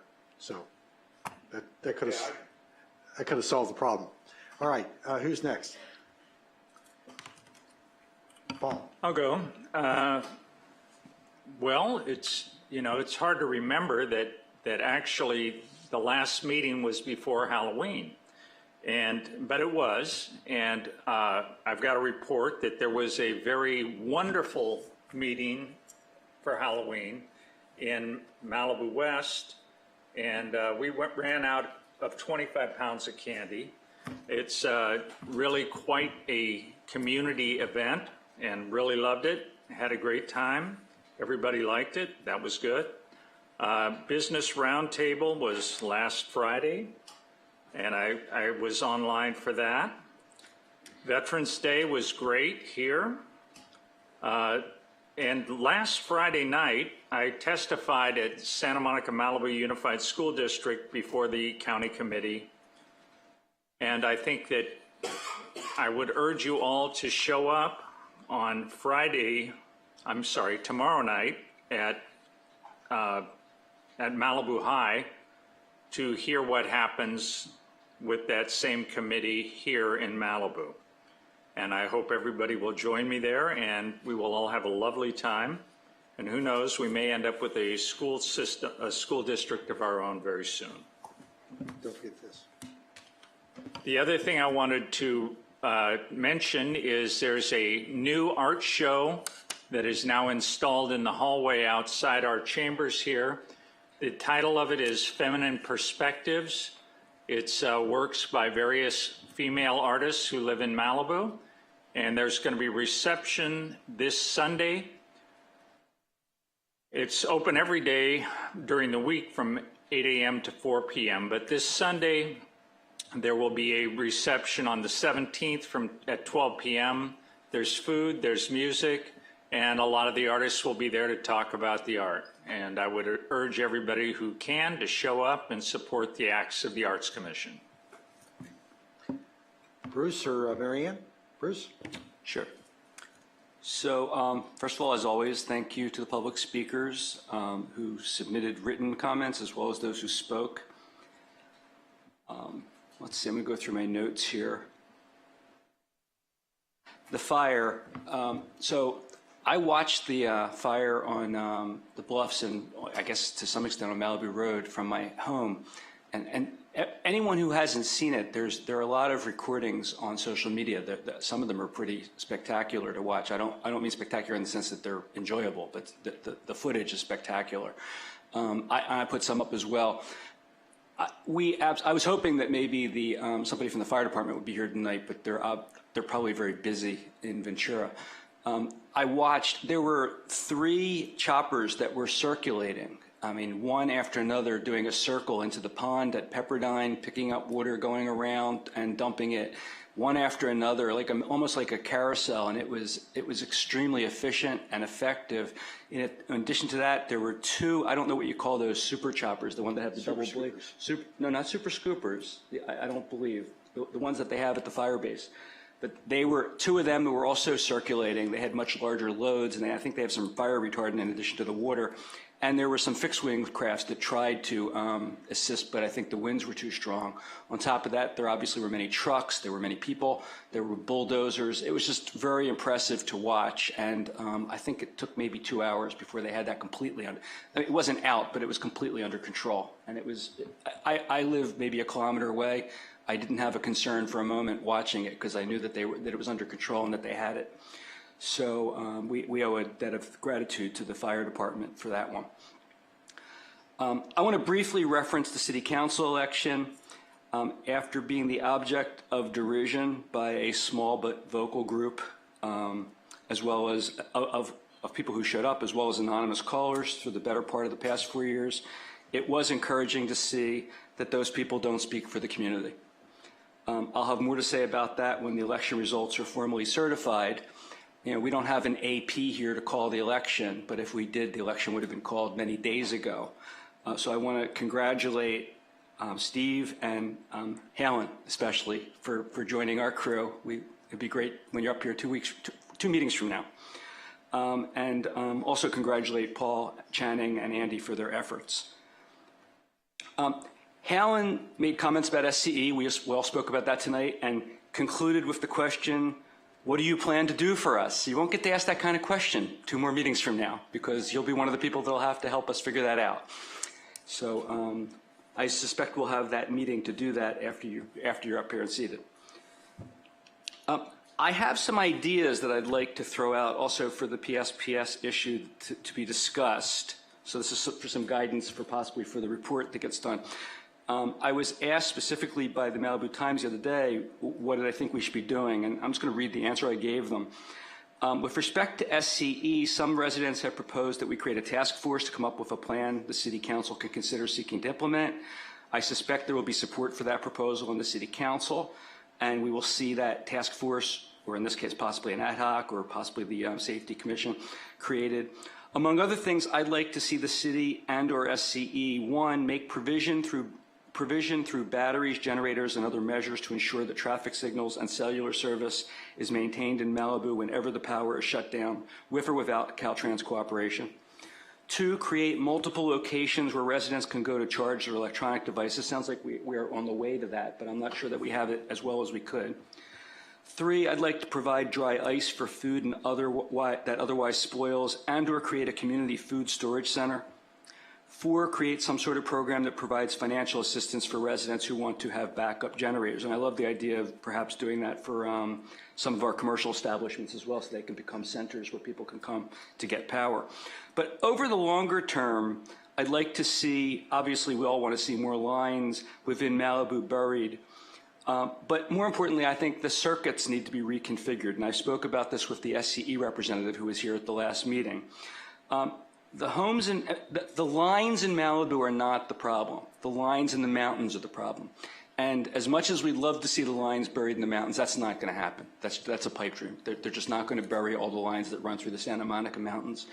They're going to have to continue to shut the power off in the mountains. And that's fun. That's okay. I mean, it would be preferable if they didn't. But we shouldn't have to have our power shut down because they have to shut down the power lines in the mountains. There's no reason that they cannot reconfigure the circuits so that our power comes down PCH from the west side of Los Angeles or from Ventura. So I'd like to see us, that's something I'd like to see us consider looking at and putting pressure on SCE to accomplish. The power shutoffs are a reality. We're not going to be able to stop the power shutoffs. So we have to find a way to live with the power shutoffs or minimize their occurrence in the city. And I think this is something that needs to be looked at to minimize their occurrence in the city. One other thing I'd like to see us consider, and this could be part of our omnibus consideration, is we have a cumbersome process for getting a permit to get a generator. It seems to me the process should be very simple. The city could identify the specs for generators that are permissible and appropriate, and the process should be buy a generator, have a professional install the generator, tell the city you have a generator. That should be the process that the city should follow. I'd like to see that considered. There may need to be tweaks to that for safety reasons. I'd like to understand what the safety concerns are, but I'd like to see us consider that. Mitchell, or whatever your name is, you're giving false information. I can't discuss specifically what's false because we are being asked to not comment on possible litigation. I will just say that whatever litigation, if it ever is filed, is without merit, factually or legally, and that will be established by the courts if it comes. I want to thank you for your help with the election. I think without you and the other people who constantly call in and make a fool of yourself, the result might have been different. And say hello to Mark.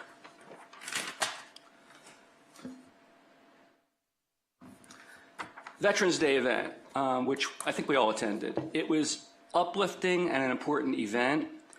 For the most part, the event was nonpartisan and focused on honoring our veterans who serve and protect us all without regard to our political leanings. Unfortunately, there were multiple references, both overt and subtle, to the result of the presidential election, which I found to be disrespectful to the many attendees who were dismayed by the election result. I'm hopeful the organizers of the event will see that this lapse of judgment is not repeated in the future. On a more positive note, I was enthralled by Malibu local Tom Lubusich, who was honored at the event. For those who don't know, Tom has lived in Malibu for 60 years.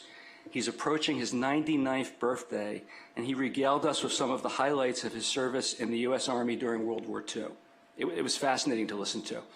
Tom had an amazing spirit of optimism and acceptance, and he concluded his remarks by stating that war is never an answer. I had the opportunity to speak briefly with Tom after the event concluded, and I thanked him for his service and for his generosity in sharing his story with us. And the first thing Tom said when I introduced myself to him was, "I know who you are, I voted for you." That made me feel really good. Really made my day, and it helped to wash away the bad experience of having some speakers applaud and celebrate the result of the presidential election. I have two questions for, one question, one comment. I've heard rumors that there is plans to put an Equinox gym at the ranch across creek in the office building. I don't know if that's something that an application has actually been made for, but I'd like to understand, this doesn't have to be answered tonight, but I'd like to understand whether office buildings are appropriate places under our code to have gyms. Lastly, I watch Planning Commission meetings pretty frequently. And I noticed a couple weeks ago, and Craig Hill made a comment about this at the last meeting as well, that occasionally the staff will tell the Planning Commission, and tell us for that matter as well, that they spoke with the Coastal Commission, and the Coastal Commission said X, Y, or Z. Just so that there's clarity to everybody, our staff does not speak with the Coastal Commission. And I think our staff should not tell us that they speak with the Coastal Commission. Our staff speaks with the staff of the Coastal Commission.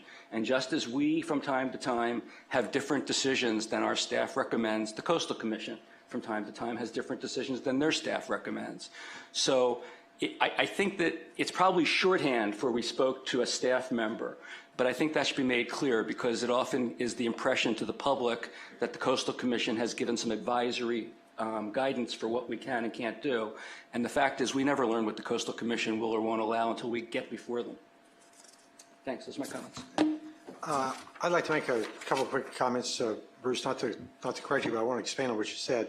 The SCE on their website has a list of generators and battery backup systems that they will pay rebates for a good portion of, if not almost the entire amount. They're little portable nothings that keep your cell phone charged. They're 8K generators. It's actually larger than what I have in my house. Yeah, but the rebate on that is not. But people could use more assistance. Yeah, but just to point out that you can't get rebates from SCE. And secondly, we talk about the wires in the canyon being a problem. If you look at where they shut the circuits off, they don't shut off the feeders to the substations. They cut off the circuits inside the city. The feeds from the master power lines are ones that are on the big towers. Those are not turned off. It's only the circuits like Cuthbert, Merlin, McGuire. Those are the ones that are cut off. Those are off the substations. For example, there's one behind my house. So to talk about the ones in the canyon, you're actually talking about the circuit that came off the major feed. So clarification just for that. Anyway, Mary Ann, you're next. Thank you. The other thing I was going to say that I know a couple years ago the city worked with, Susan, please help me out, the fire department to provide medical batteries for those in need. There was a program where you could sign up that if you had a medical condition, you could get a free battery. So there's a couple different programs. The one for people with medical conditions is actually offered through SCE. They're called medical baseline customers. And then we got a grant to purchase some pretty robust backup batteries for seniors. And we gave those out as part of a public education program. Okay, maybe that's something the city can look into again to see if there's another grant or such. I don't know if the whole council agrees with that, but hopefully we can redo that project either annually or. It was very popular. Yes, thank you. I will have to say that I'm not a big fan of generators, mostly because of the noise and the disruption that they cause to the neighbors.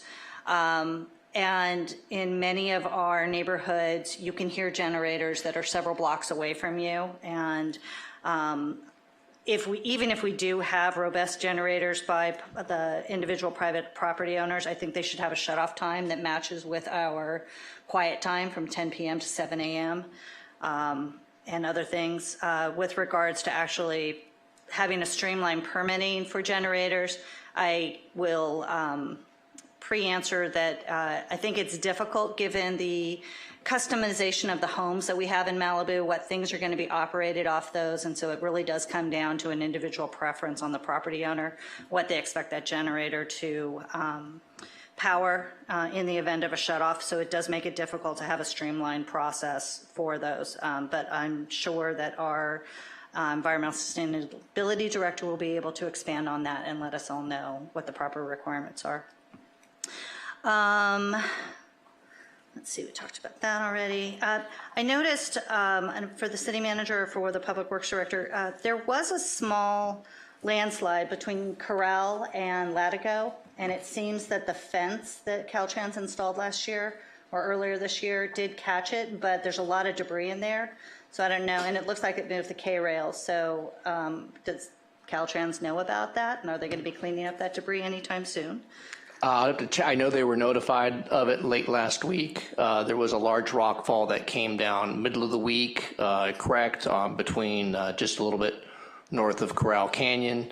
I will say that the K-rail did its job as anticipated. And I'm going to take a little credit because I pushed our staff and Caltrans to do that a few years back.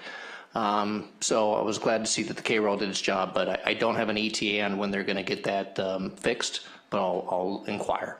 because it's probably going to happen again, so make sure that there's room for the additional debris that's going to come. I did want to announce tomorrow there is a weed pulling event at Point Doom. This is their monthly weed pulling from 9 to 12. You can either park at Westward Beach and then take the trail up, carpool. There are a few spots on Cliffside that you can utilize, but it's a great way to help our community be poison-free because they're pulling out the invasives and really taking care of that park to make sure that it's healthy and beautiful for us. On November 20th, the library speaker series will conclude for this year with Huma Abedin. Hope I did not mess that up too badly. It will be here at City Hall, and there is an RSVP required for that, but I encourage the community to come out and take part in the speaker series. It's always a great event, and there's always a lot to learn on that. Everybody else has talked about the meeting for the county committee meeting tomorrow, November 13th, 6 p.m. at Malibu High School. Please come, please come, please come. And I would say, even for those families that have chosen to not send their children to Malibu Public Schools, come and tell your stories why you're not attending our public schools. Why have you chosen to take your kids to other schools outside the area? And I think it's informative for the county committee to hear why those selections have been made. So I read a very interesting piece about buying local and small business. And I just want to encourage everybody, usually after Black Friday is Small Business Saturday. So one of the things that a neighboring community had done was encouraging locals to buy gift cards or shopping at their local stores and make a commitment to do that. They have increased use and participation in purchasing at their local stores almost a 200% or 300%, and that's so important to those small businesses. It can make the determination as to whether or not they're going to stay in business or not. And we know during the winter it's a tough time for our local businesses. So buy gift cards to our local businesses. Give them to your friends. Give them as thank you gifts to people, friends, neighbors, people that you employ, teachers, things like that. It can make a magical difference in somebody's business life. I also was on the Business Roundtable meeting. I also went to Veterans Day. Paul and I attended a Los Angeles County Office of Education State of Education event last week. Unfortunately, it did not conclude with the purpose of the events, but it was still nice to go down and see other educators and things what the rest of the county is taking part in. I was online for the hearing on Friday, and I want to compliment our team and Councilmember Crisanti. They all did a really great job with the hearing and informing the county committee on the issues and problems that our community faces with regards to our school and moving forward our unification petition. I do want to congratulate with regards to the election. It looks like it will be Bruce, Steve, and Halen. You all ran your campaigns, and I do want to just say congratulations. I also want to thank Paul. I may disagree with some other community members, but I have enjoyed working with him these last 2 years on the council, and I'll go more into that at the council turnover. And then the other thing, there has been talk about Trancas Park and whether or not there is or has been a lawsuit previously. And I have the paperwork right here. This was attached to numerous city reports and such. The original lawsuit was filed on April 23rd of 2009 in Los Angeles County Superior Court. On May 26th, the council of 2009, that council at that time had approved some modifications that were of concern from Malibu Township Council when they filed their lawsuit. It resulted in an eventual settlement agreement that the city and Malibu Township Council entered into.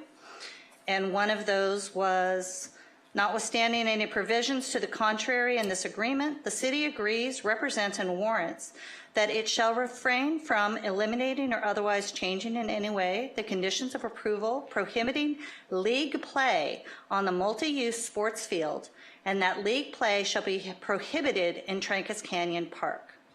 The field may be used for practice, and then it goes on to say how this will be enforced. I would certainly like to request that Malibu Township Council and the City of Malibu come to an agreement to remove that settlement agreement language, and so that we can move forward to actually using Trancas Park to the full needs of our community. We know that we need additional field space. We have a beautiful park up there, and I would like to see us move forward to make that so that league play can be played at that park as soon as possible with regards to that. And hopefully the current president of the Malibu Township Council will be informed that what she has been saying, that there is no lawsuit and there is no restriction, is inaccurate, and she will apologize for her statements to that effect. And that's all I've got. I have a question. Mayor, are you asking for consensus to bring back an item for the city council to support that request, or is that just your personal request? That's my personal request. If the rest of the council would like to join in on that request and yes, move forward with it, I would appreciate it, yes. We can't articulate combined agreement on something unless it's on the agenda. So do you want to have that as an item to discuss, or are you just content to have it be your request? Please educate me how I should move this forward. Thank you. I think what we're looking for is, would you like to have a consensus to have this brought back on the agenda to make a more formal presentation on it? You could, there's a couple options. So you could bring an agenda item to discuss it. You could direct staff to reach out to the Malibu Township Council and to bring a report, either back from the city manager or to bring back an agenda item. What's going to be the fastest? Probably directing staff to reach out to the Township Council and then bring a report forward about the issue. Do I need consensus from the remainder of the council to do that? Yes. Then I'd like to request that the council give consensus to direct staff to reach out to Malibu Township Council. Direct staff to do what? Gather information and bring back an item. To gather information. Okay. I'll second that. I'll third it. Sure. All right. All in favor? Aye. Aye. Any opposed? Do you have a? Honestly, I think Councilmember Gearing should abstain. He is the signer of this agreement. He was the president of Malibu Township Council at the time. So I don't think it's appropriate for him to. I think he just supported the consensus. Whichever. I'm just putting that out on the record that I think on future decisions and such that he should be eliminated from. Not be eliminated, just from taking part in the discussions with regards to this. I'll consider that in the future. all right. We have it approved, and I would ask the city staff if they could reach out to MTC. Thank you. All right. We have any other comments? Being none, and Bruce, thank you for clarification on that. Item number 5 has been postponed to another meeting. So we're going to move on to number 6, old business, strategic work plan for 2024-25.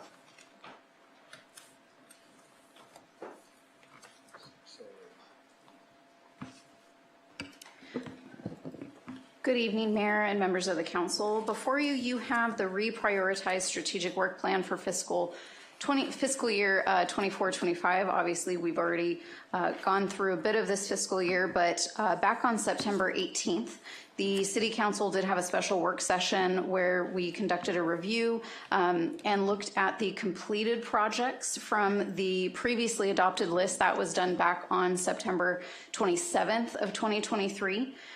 In that year timeframe, there were a total of 5, we'll call it about 4 3/4 as I understand it, because our fee schedule is still going through some review process here, but staff did complete these projects out of that list that was approved on the 23-24, and that's the classification and compensation study, Malibu High School Coastal Development Permit, the Accessory Dwelling Unit ADU Ordinance, Exterior Elevated Elements Ordinance are referred to as E3, and then our fee schedule update. And just to kind of clarify, obviously it doesn't mean that these projects have just now been moved off the board. It means that they've been absorbed into day-to-day operations, and their implementation strategies move forward in that way. After the reevaluation of current city priorities, it was determined at that September 18th meeting, the following 5 projects would be added to that list of 20, and that includes PCH safety initiatives, PCH Las Flores and Rambula Pacifica intersection improvements, an impound yard, the snack shack at Malibu Bluffs Park, and the fund balance policy, or reserve policy, as was mentioned earlier during council comments. The strategic work plan is attached to the agenda report. I'm happy to answer any questions you may have. And I just want to stress that even with all of the other priorities happening and somewhat emergencies throughout the year, that staff really was able to move a lot of these forward and get them to the status that they are.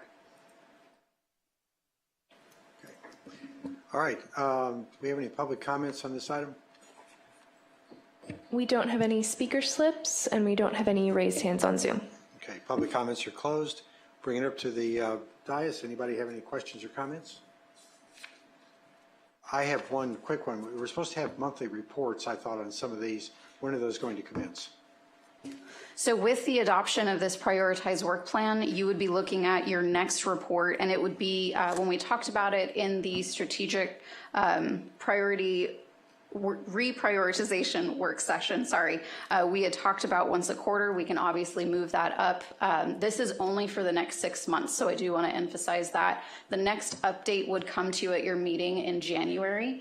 We would also be setting a work session to look at these projects with the new council to reevaluate if this is still the priority or to set new milestones for the following 6 months. Okay. I just want to make sure we had the periodic reporting set on the agenda. I can tell you right now that January 9th meeting is going to be a whopper, so we might want to look at how we parse that out a little bit. Any other questions or comments? All right, Mary Ann? Yeah, I have a couple. So on the housing element item, the state has put out a request for comments, and they're doing an audit of the housing element process for cycle 6. And I just didn't know if we needed to add providing comments to that as part of the housing element next steps, or if that will just be done as an item as part of the work plan. We'll be doing that as a routine item. Okay. Staff gets a lot of requests from state agencies to do surveys. Items like this are very routine, so we will be commenting. Great, thank you. I had a couple questions in the recruitment and retention. Do we have an update or a status of any vacancies where we are on the recruitment?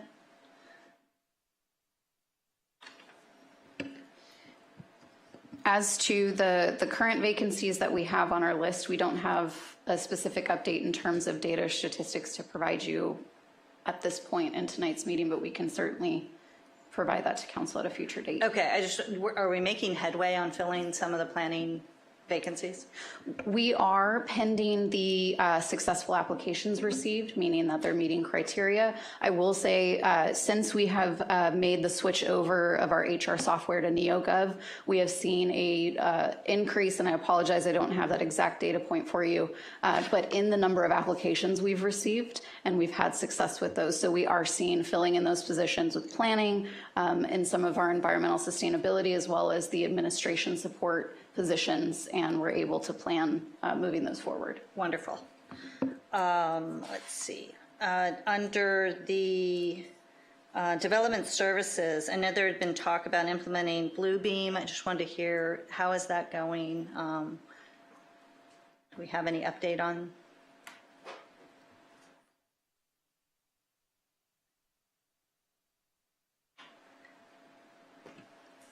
Good evening, City Council. We're doing great on the implementation of Bluebeam. Staff is using the tools. We are now trying to set up a time for the counter techs to learn on the sessions and create the routing portion, but that is has been well welcomed by the whole staff. We're excited that we can be more efficient.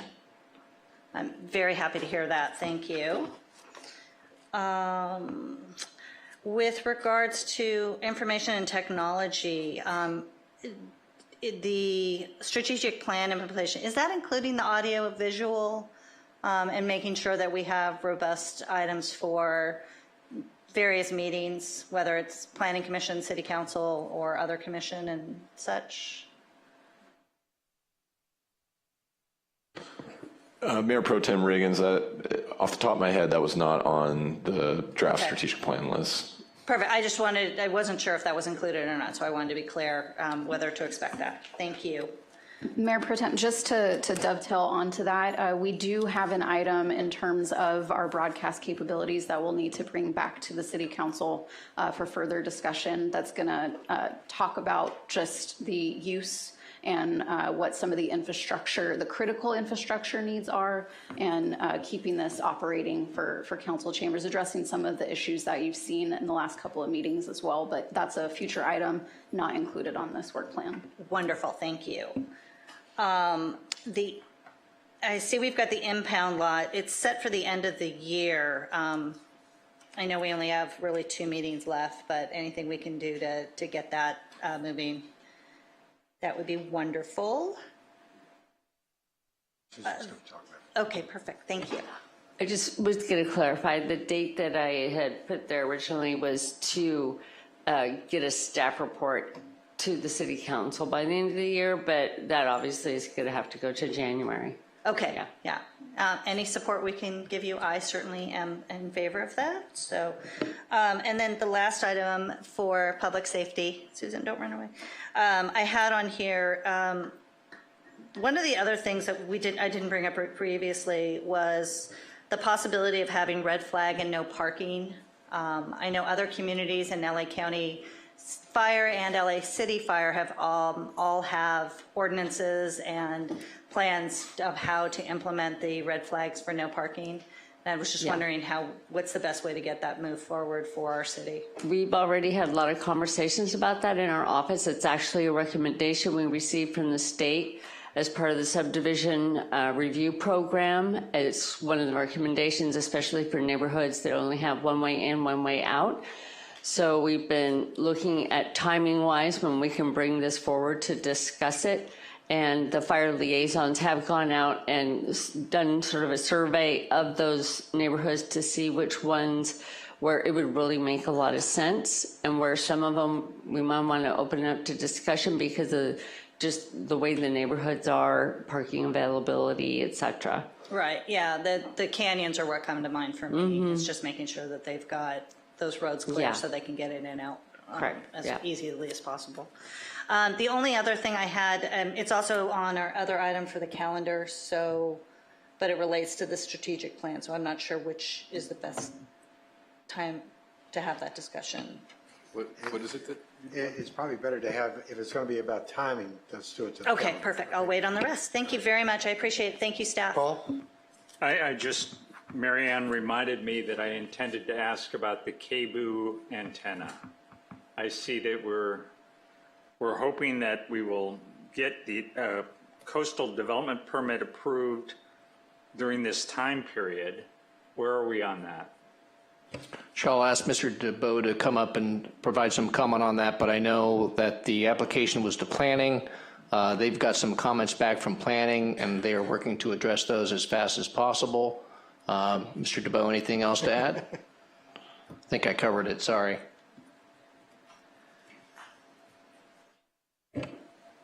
Good evening, Council. Yeah, that was it. I think Steve took my thunder on this one, but yeah, that's the update.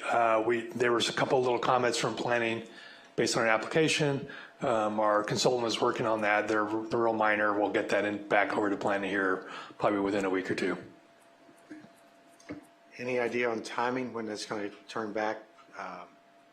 When we can tell KBOO they can put their antenna in?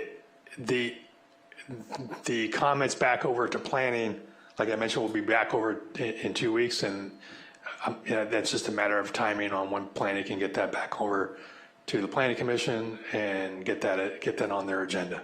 Okay. So it's kind of both our departments are kind of working closely to try to get that on there as quick as we can. So this is going to require a trip to the Planning Commission? Correct.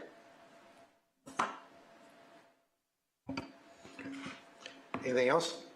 Mary? In addition to Public Works, are there any other departments that require review of that? Fire department or anyone else that, before it's deemed complete by planning? Building and Safety's looked at it as well. Yeah, I think that was about it. I think we've gone through all the preliminary reviews and gone through that. I know Yolanda's group has looked at it and reviewed it, and I think we're in good shape. Okay, so it should just be an administrative coastal development permit or a full-blown coastal development permit? From our discussion with planning, it was a full-blown coastal development permit. Perfect, thank you very much. Okay. Anyone else? Not. We need a motion to approve this. I'll make a motion to approve item 6A as recommended. All right. Do I have a second? Second. I'll second. Falcon second. Falcon second. All right, we got a motion and a second. All in favor say aye. Aye. Any opposed? Being none, motion is approved. All right, moving on to item 7A. This community Christmas tree lot waiver. Kirsten, you're on. Thank you. Good evening, Mayor Stewart, honorable members of council. The item before you is a $70,568 fee waiver request for a facility use and TUP application fees associated with the annual Christmas tree lot coordinated by Malibu Education Foundation this year.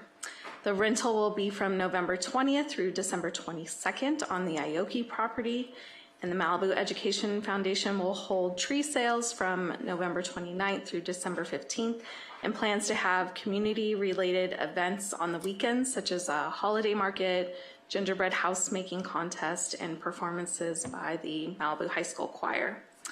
The Malibu Education Foundation plans to use the funds raised by tree sales to help cover costs related to school staffing and programs, and the foundation is currently in process of receiving their nonprofit status, and their supporting documents are attached to the staff report. Karen L. Harden is here if you have any questions, and I'm also happy to answer any questions for you as well. Okay. All right. Do we have any public speakers outside of the slip I have here? Is there anyone? Okay. We don't have any other slips, and I don't see any raised hands on Zoom. All right. Karen, please come forward.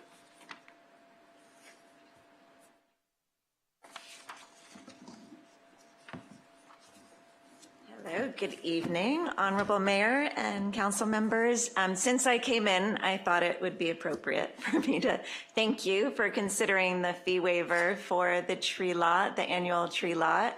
The waiver will obviously help us raise more money for our Malibu public schools. And then since I'm up here, I just wanted to put in a plug to the public that the tree lot will be open from November 29th through December 15th every day. We'll have the holiday market on weekends, on Saturday, featuring local artisans. We'll have a great selection of trees direct from Oregon, so we encourage you to buy local. And I think that's it. Okay. All right. Thank you very much. Any questions or comments back here on the dais? Oh, I need a motion. I'll make a motion to. Oh, good. Bruce. Just one quick comment. I've made this before. I don't believe that this results in a loss of revenue of $70,000 to the city. We were not going to charge this. We aren't actually losing money. It's just phantom money we would have made had we charged something we do not charge. So this one's a no-brainer. Yes. All right. Bruce, would you like to make the motion then? I'll make that motion that we approve this. Do I have a second? All right, we have a motion and a second. All in favor, say aye. Aye. Any opposed? Being none, it passes. Motion's approved. All right, next item is number 7B. It's amendment number 2 to employment agreement for the city manager. And I believe, Trevor, you'll be bringing this up.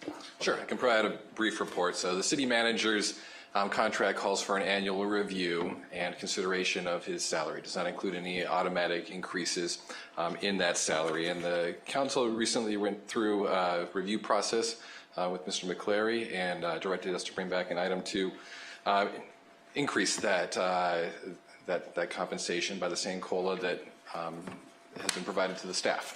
And this would put Mr. McClary, within and even on the lower end of other city managers' compensation out there. And the recommendation from staff is to approve this and to thank Mr. McClary for his work. All right. Any questions before we go for public comments? We don't have any speaker slips or raised hands for this item. All right. Any comments from the dais? There being none, I'd like to get a motion to approve. A motion to approve. Do I have a second? I'll second. All right. I have a motion and a second. All in favor say aye. Aye. Any opposed? Being none. And I think I speak for the entire council. Thank you very much. No greater moment did you get a chance to see how good of a city manager we have than this last week with our EOC and the way things were brought together. There's always things to improve in a city or in any business, but you've helped bring us a long way, and we appreciate it quite a bit. Thank you. All right, next item, we're cutting right through this. Item 8A, it's calendar for the upcoming meetings for next year, and who's going to be talking about that? That would be me, Mr. Mayor. All right. So we have prepared your calendar of 2025 City Council meetings. This includes all your regular meetings, typically held on the second and fourth Monday of the month, as well as special meetings for the budget process and strategic priority planning. There are a couple modifications due to holidays. We did have a conflict with Memorial Day, moving a meeting to Tuesday, and Rosh Hashanah fell from a Monday through a Wednesday at sunset, so we're recommending rescheduling that meeting for the 5th Monday of September. So you'll have an adjourned regular meeting and be able to conduct all the business there that you would at a typical regular meeting. And I'm here for any questions. Okay. All right. Any questions or comments about the calendar? If not, do I have a motion to approve the calendar? And Mayor, just to confirm, there was no public comment. We have no speaker slips and no raised hands for this item. Thank you for catching that. All Move right. to approve the calendar. I actually have a comment. Nice. Got a comment. So my recollection is on the strategic priority meeting. Isn't in past years that been part of the budget adoption for the work plan? I can address it briefly, and then I think the city manager's office can address it more. At times it was incorporated into the budget process. We've been moving towards a new process. Yeah, that's correct, and I can let Alexis, the deputy city manager, speak to it as well. But yeah, the thought here is we want to get input from council early on the goals, and that'll help shape as we move into the budget process. So that's the reason why we're adding that. But it's 9 months before the budget process. I'm a little confused about the timing, so maybe a little bit more explanation how that's going to be maybe I more misunderstood efficient. Sorry, ma'am, I must have misunderstood your question. Yeah, the September 17th meeting, the note says that's the strategic priority meeting. And I know when we came on to council, we made, when Doug and I came on to council 2 years ago, the work plan was set up under a different format. And so it did take some time before we were able to schedule it. So last year was the September meeting, but I thought it was my recollection that we were going to be trying to move it back into alignment into the spring so that it did conform more along the lines with the traditional timing of that. You're absolutely correct, Mayor Pro Tem. And sorry, I misunderstood your question. I gave the right answer, but I misunderstood your question. But yeah, that's the idea, is to do that all early in the year. So I admit I'm a bit caught off guard here as to why we have that in September. There are 2 strategic priority meetings on the proposed calendar, one in March preceding the budget workshop and one in September, which I believe was meant to be like a 6-month That's our 6-month check-in and update. update. Thank you. Yes, the Thank fog you is for that clarification. So the one that happens in March will be the one that goes along with adopting with the budget timeframe. correct. And then it's just check up. Correct. In September, 6 months later. Yes. See if there's anything that can be. Okay. Correct. Thank you for the clarification. I appreciate that. I'll make a motion to adopt the calendar as outlined. Already made that motion. I'll second. All right. All right. Any other comments? Being none, we'll put it to a voice vote. All in favor say aye. Aye. Aye. Any opposed? Being none, the meeting agenda has been completed. The meeting is now adjourned. Wow. Hey, 8 o'clock.